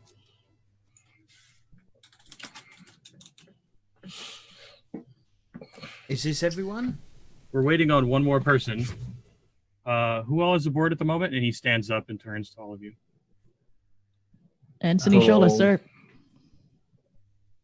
We're waiting on Lieutenant, junior grade, Rick, who is a Bajoran, who hasn't arrived just yet, but should be here shortly. Would you all like crowd the EMH at the front, or would you take seats in the back where there's more space and more? I don't want to be near him. Cabin space. I mean, like, I don't hate him, but I feel awkward around him in some ways as well. Yeah, we've clashed in the past. No, I'm going to replace him. Don't worry, I'll alter his programming. Regardless of what this note says. But yeah, no, I take a seat in the back with my peace lily and kind of like, I keep calling it peace lily because that's what I was thinking of, but it's a frost lily, and kind of sit down and probably take out a pad and start reviewing like the different medical staff. Wait. Do you have I'll a just sit where I'm sitting plant? and be fucking useless. Yeah, I have a That's plan. okay. Well, yeah, what? What is it, Trelald? And you are Lieutenant Commander Trollold? Nice to meet you, Lieutenant Commander Trellold. Yes, I do have a plant. It's a very, very relaxing. I actually have several plants. This is just, it doesn't take to travel very well, and I would rather see to it myself than let others deal with it in a cargo container. Plants are relaxing to you. Okay. Yes. Okay. At this point, there's a Bajoran walking into the door. He's very solemn looking and very dour, but he has bright eyes and regards everyone. And then he walks up to the front and says, "Hello, doctor." And the doctor says, "Oh, Lieutenant Rick. Yes, perhaps you could assist us. We're trying to chart a course through this debris."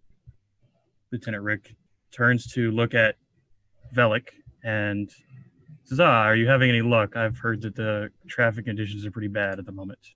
I'm having no luck, unfortunately. Perhaps I could take a look. You see, I'm a navigator. Do I know Ensign Rick from the Alexandria previously, or has he been assigned since? I'm assuming it's a he, because Rick's a weird last name, but he's Bajoran, so it's his first last name. But okay, wow. Lieutenant Rick is new to the Alexandria. Okay, so I don't know. So I will roll the task, I suppose, since I'm playing 8 characters, and his. I can't even succeed at one fucking task. So Velik, you will roll an assistance die this time. Okay. So you will just roll 1d20 versus your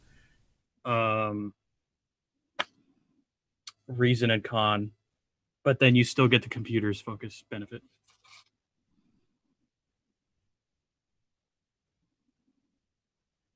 No successes. Oh no. It's like we've swapped James and Rooster from the last campaign. Yeah. Like literally, it's like, because Rooster would never get any successes. True. I got 2 successes, thank you very much. That's not enough. Well, my fault, was it? That'd be Lieutenant Rickon says, "The prophets will guide us there. Have no worries." Much faith in the Star prophets. Trek Alexandria, boldly going nowhere. Lieutenant Rick is spending a determination point and gets 3 d20s, and he reduces the difficulty by 1 of the tasks because of the talent, and because of his collaboration talent, because he's getting assistance. Oh no, that's backward. And he has cautious, which means if Hang he on, I've were got a visor. That gives something. Wait, you have a visor? not in Yeah. this situation. Like you wear a visor? Your character wears a visor? No, advisor. As in Advisor. I get to advise Oh. if I do something when I'm advising them. I thought you meant that you had a visor, like Jordy's like visor. Advisor is a command talent, Hmm. which could help when you're assisting somebody. I was like, what? Why? I'll wait to hit enter on this roll of dice until after James Fuck. reads it. There we go. James has rolled 2 times so far and has gotten Whenever you assist another character using your command discipline. Well, ignore that then. do better. James, James, you could just tell him to do better. James. Yeah. Since you already made the roll, I shouldn't let you do this. However, we're learning, so you can negotiate for the purpose of this task, since you've already done the hard work on the console, and now you're just assisting by telling him what you learned. You could argue this is command and not con. Sure. I'm gonna argue. So I will it's let command. you re-roll the one assistance die using your command and this talent. I mean, realistically, It's that's kind of the way that the rules work. Is if you can make a good reasoning. It's the same. Yes. Yeah, It's the same but the role GM anyway. reasoning it for Bruce, you. There's no. It's still. I'm still looking for the same target number. Oh, Roll it anyway. That's Yeah. But you have the talent. And you can roll it. The talent. Yes. Whenever I assist a character using command discipline, the character being assisted may reroll 1d20. Okay, Yeah, so so re-roll it. No, I'm assisting them. So what we will do is Lieutenant Rick will gain the benefit of your talent. So if he doesn't get enough successes, he can re-roll one of the d20s because of advisor. So he's rolling 3 versus his reason and con, which is going to be 8 and 5, so 13 is his target. So he's got 1 success. He's going to re-roll one of those d20s. 2 successes. Okay. And then the computer will roll computers plus con. Good grief. We're gonna have to wrap up soon, but I know. Unless you all want to go longer. No. I'm I was tired. going to have to be say up early Clay is tomorrow. really tired. Like, I'm focusing here, but damn it. You've gone to bed earlier. I He went to tried. bed. He I- did. He did actually go to bed earlier. We just I constantly did. give him shit about that. I know. I went to bed at 2 a.m. I was like, okay, that's 8 hours. I'll be fine. Toss and turn all night. Nope. I should have just fucking took Oh my the God. NyQuil. Oh my god. Why is your task so hard, Rooster? I'd like to Rolling like negotiate. 19s and stuff. This is the opposite of what we need in the system because it's a descending scale on the system. I mean, difficulty 3 is really fucking hard, right? Well, when you have 4 dice and 2 people that know what they're doing, you should be able to get difficulty 3 pretty easily, but we're all rolling terrible. So no, we still haven't plotted a good course. So Lieutenant Rick turns to Bellick and says, damn, you're right. Look, what you guys need to do is we should just take clearly a not adequate course and take the long way around at this point. The most efficient course isn't going to work because the 3 of you can't figure it out. So we take the long way. well, as the rabbit and the tortoise, as the rabbit and the tortoise, no, is it the hare? Tortoise and the hare. The tortoise and the hare taught us. Slow and steady wins the race. Yes, but you're also bad at American proverbs. Terran. Or, sorry, Terran proverbs. I'm not Terran. Exactly. I don't go speaking. Oh wait, I'm also Bajoran. Isolated colony. I also don't go spouting Vulcan proverbs. It's probably a Vulcan proverb. Don't go spouting Vulcan proverbs. It's a Vulcan proverb.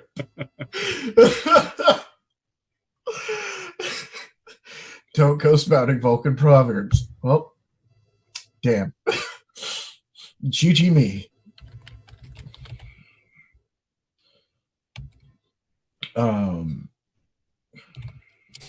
Should we pick up next week?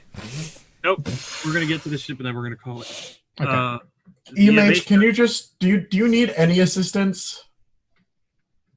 You're like standing up to go walk over to the console, and the engine's rotor life, and you're thrown back in your seat because the runabout just took off. He's fine. Thank Worry. you. I'm sorry I doubted you, EMH. He doesn't even answer because he's busy navigating. I understand that. Engines and con is what the ship's gonna roll now. Oh God. Because we're taking off. One of the nacelles fall off. We have to remake all our characters. We put everyone's main character except Everybody dies. Reeves on Two- one ship. But I did all that reading. It rolls 2 20s and die. Oh no. Okay. Nice. Why? There's good news in all this. It's not a complication. Lieutenant Rick generated 1 momentum with his successes. We just Oh figure out my how to- god. Okay, I'm adding 1 to the momentum pool here on the screen. Oh my god. Just so he doesn't kill us. James, how many threat did you add? I didn't add any threat because I didn't take Okay. any threat. I didn't add any dice roll.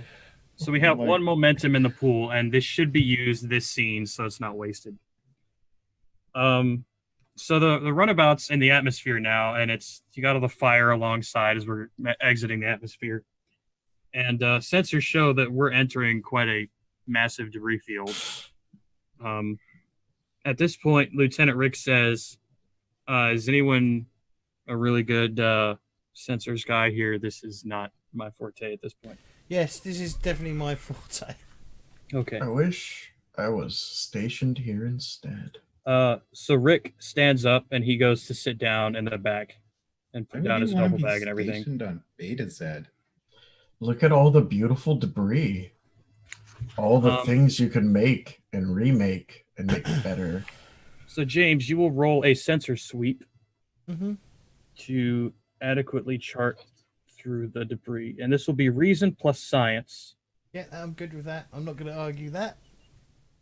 Do you have any talents or any focuses or anything you want to apply before you Right, make it? change my thing, testing a theory. When you attempt, well, it's obviously going to be for science, but when you oh right, okay, ignore that because that's for the previous roll. Okay. I don't have any disciplines in sensors, which is a bit of a stupid oversight of me. I'm rolling the ship's assistance die for you. You're insensitive? I've got computers again. The ship gave you 1 success. Unless you have a focus that applies here, then you get 2. Computers is my focus. Yes, you just got 2 successes from the ship's assistance die. And then I just need to roll my reason and science, yes? Yes, reason plus science. Reason is 11, science... The atmosphere of Beta Z, the final frontier, because that's where we all died, and there's no more frontiers anymore 2 in your successes. lifetime. Oh, Hey! Hey! Thank God. That is a We total achieved of something. 4 successes on this task.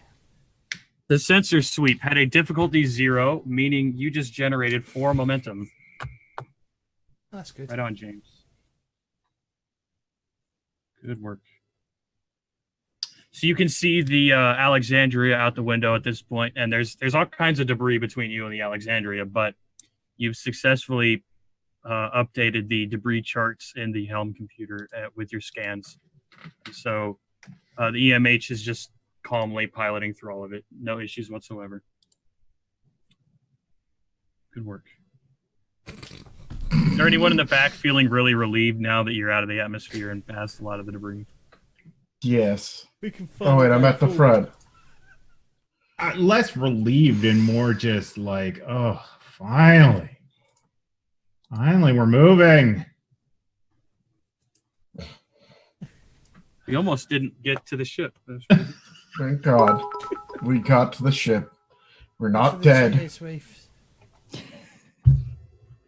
So the Sacramento is approaching the Alexandria. So we get a good view of this huge gleaming hull that's just been recently refit. It's all shining and everything. The Alexandria is stationary in space. None of the engines are on, so there's not really any bright lights on it. There's just the landing lights indicating to the runabout where to go to land on the flight deck.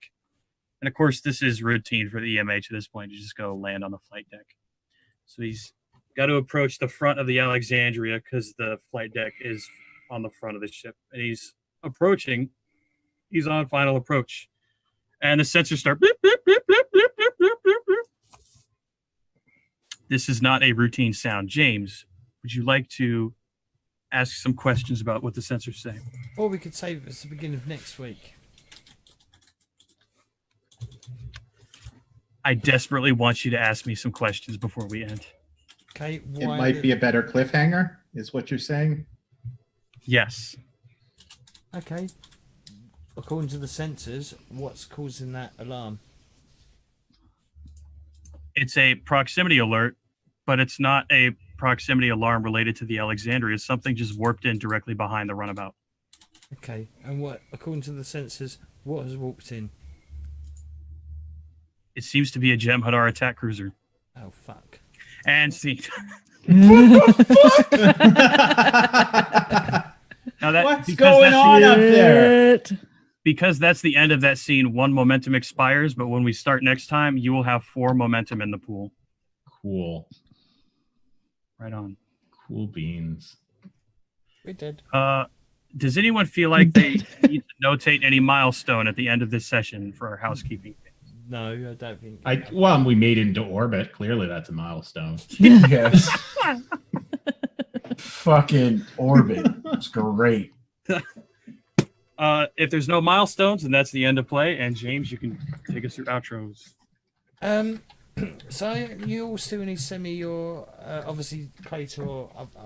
I can use your one from Thursday, but I need your updated schedules Yeah. to do the outros, which I was still waiting for.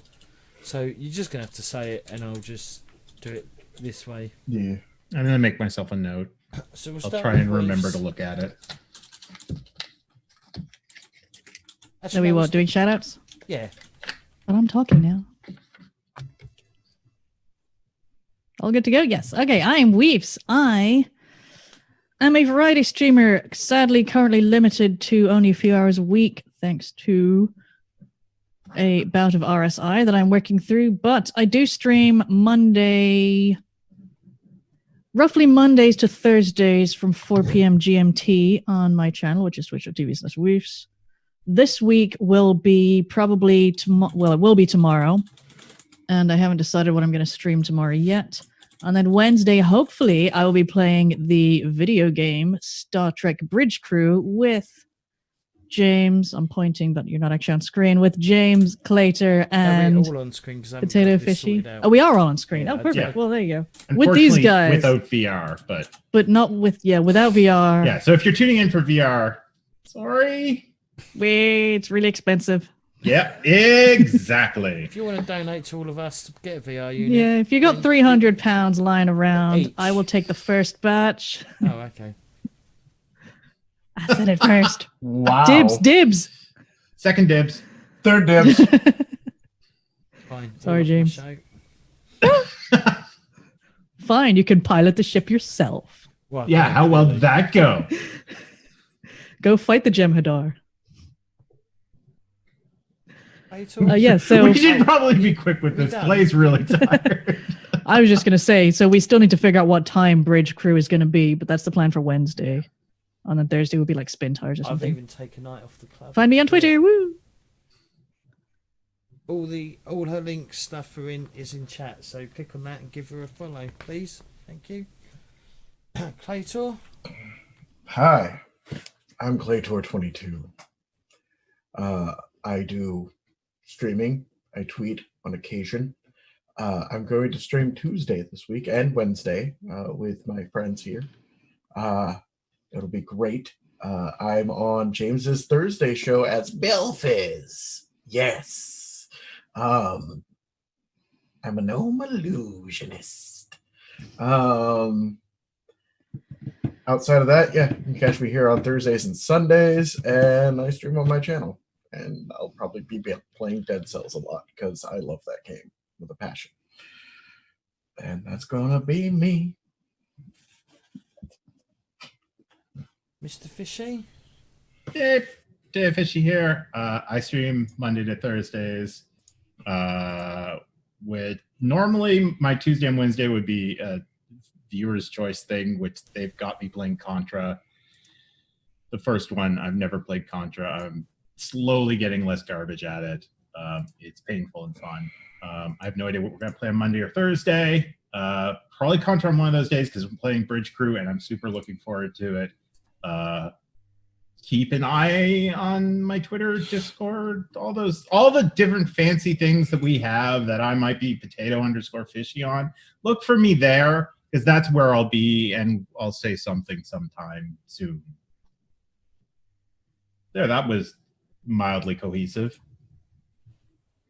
Rooster? Hi, I'm Rooster Castile at Rooster Castile on Twitter. I also have a Mastodon. I'm going to drop the link to that in chat. social.heckin.tech/RC.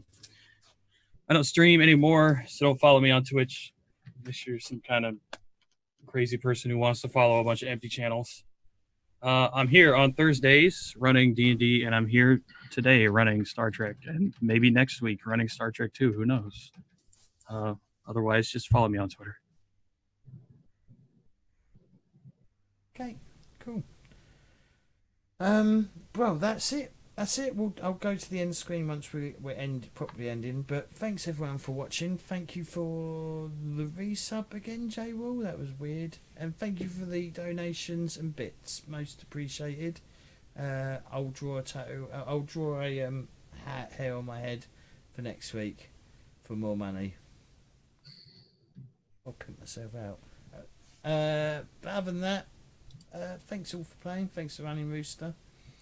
And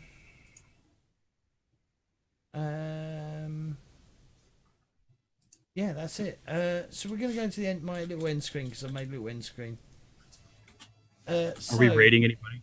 We will do. I'm plug in shows. 7th Sea has been pushed back on Tuesday. So Numenera and 7th Sea are probably going to start in February rather than January. 7th Sea got pushed back because unfortunately the GM dropped out at the last minute, but I think I've managed to find another GM. I was even going to prepare to run it as well because I was desperate because I've done all this art and I don't want to not use it. I'll just have to read the rules and everything before end of February. Exalted will start not this Wednesday after, which is the 24th at 12 AM UK time or GMT. And then obviously on Thursday we've got Dungeons and Dragons at 8 PM GMT. And obviously on Wednesday as well we're going to be doing our Bridge Crew game. So if you want to watch us blow up some ships, but mainly our own, and probably fail piloting and everything, then come watch us point at things. Not that you can see me. But other than that, thank you all for watching. Thank you all for playing. And we'll see you next week. And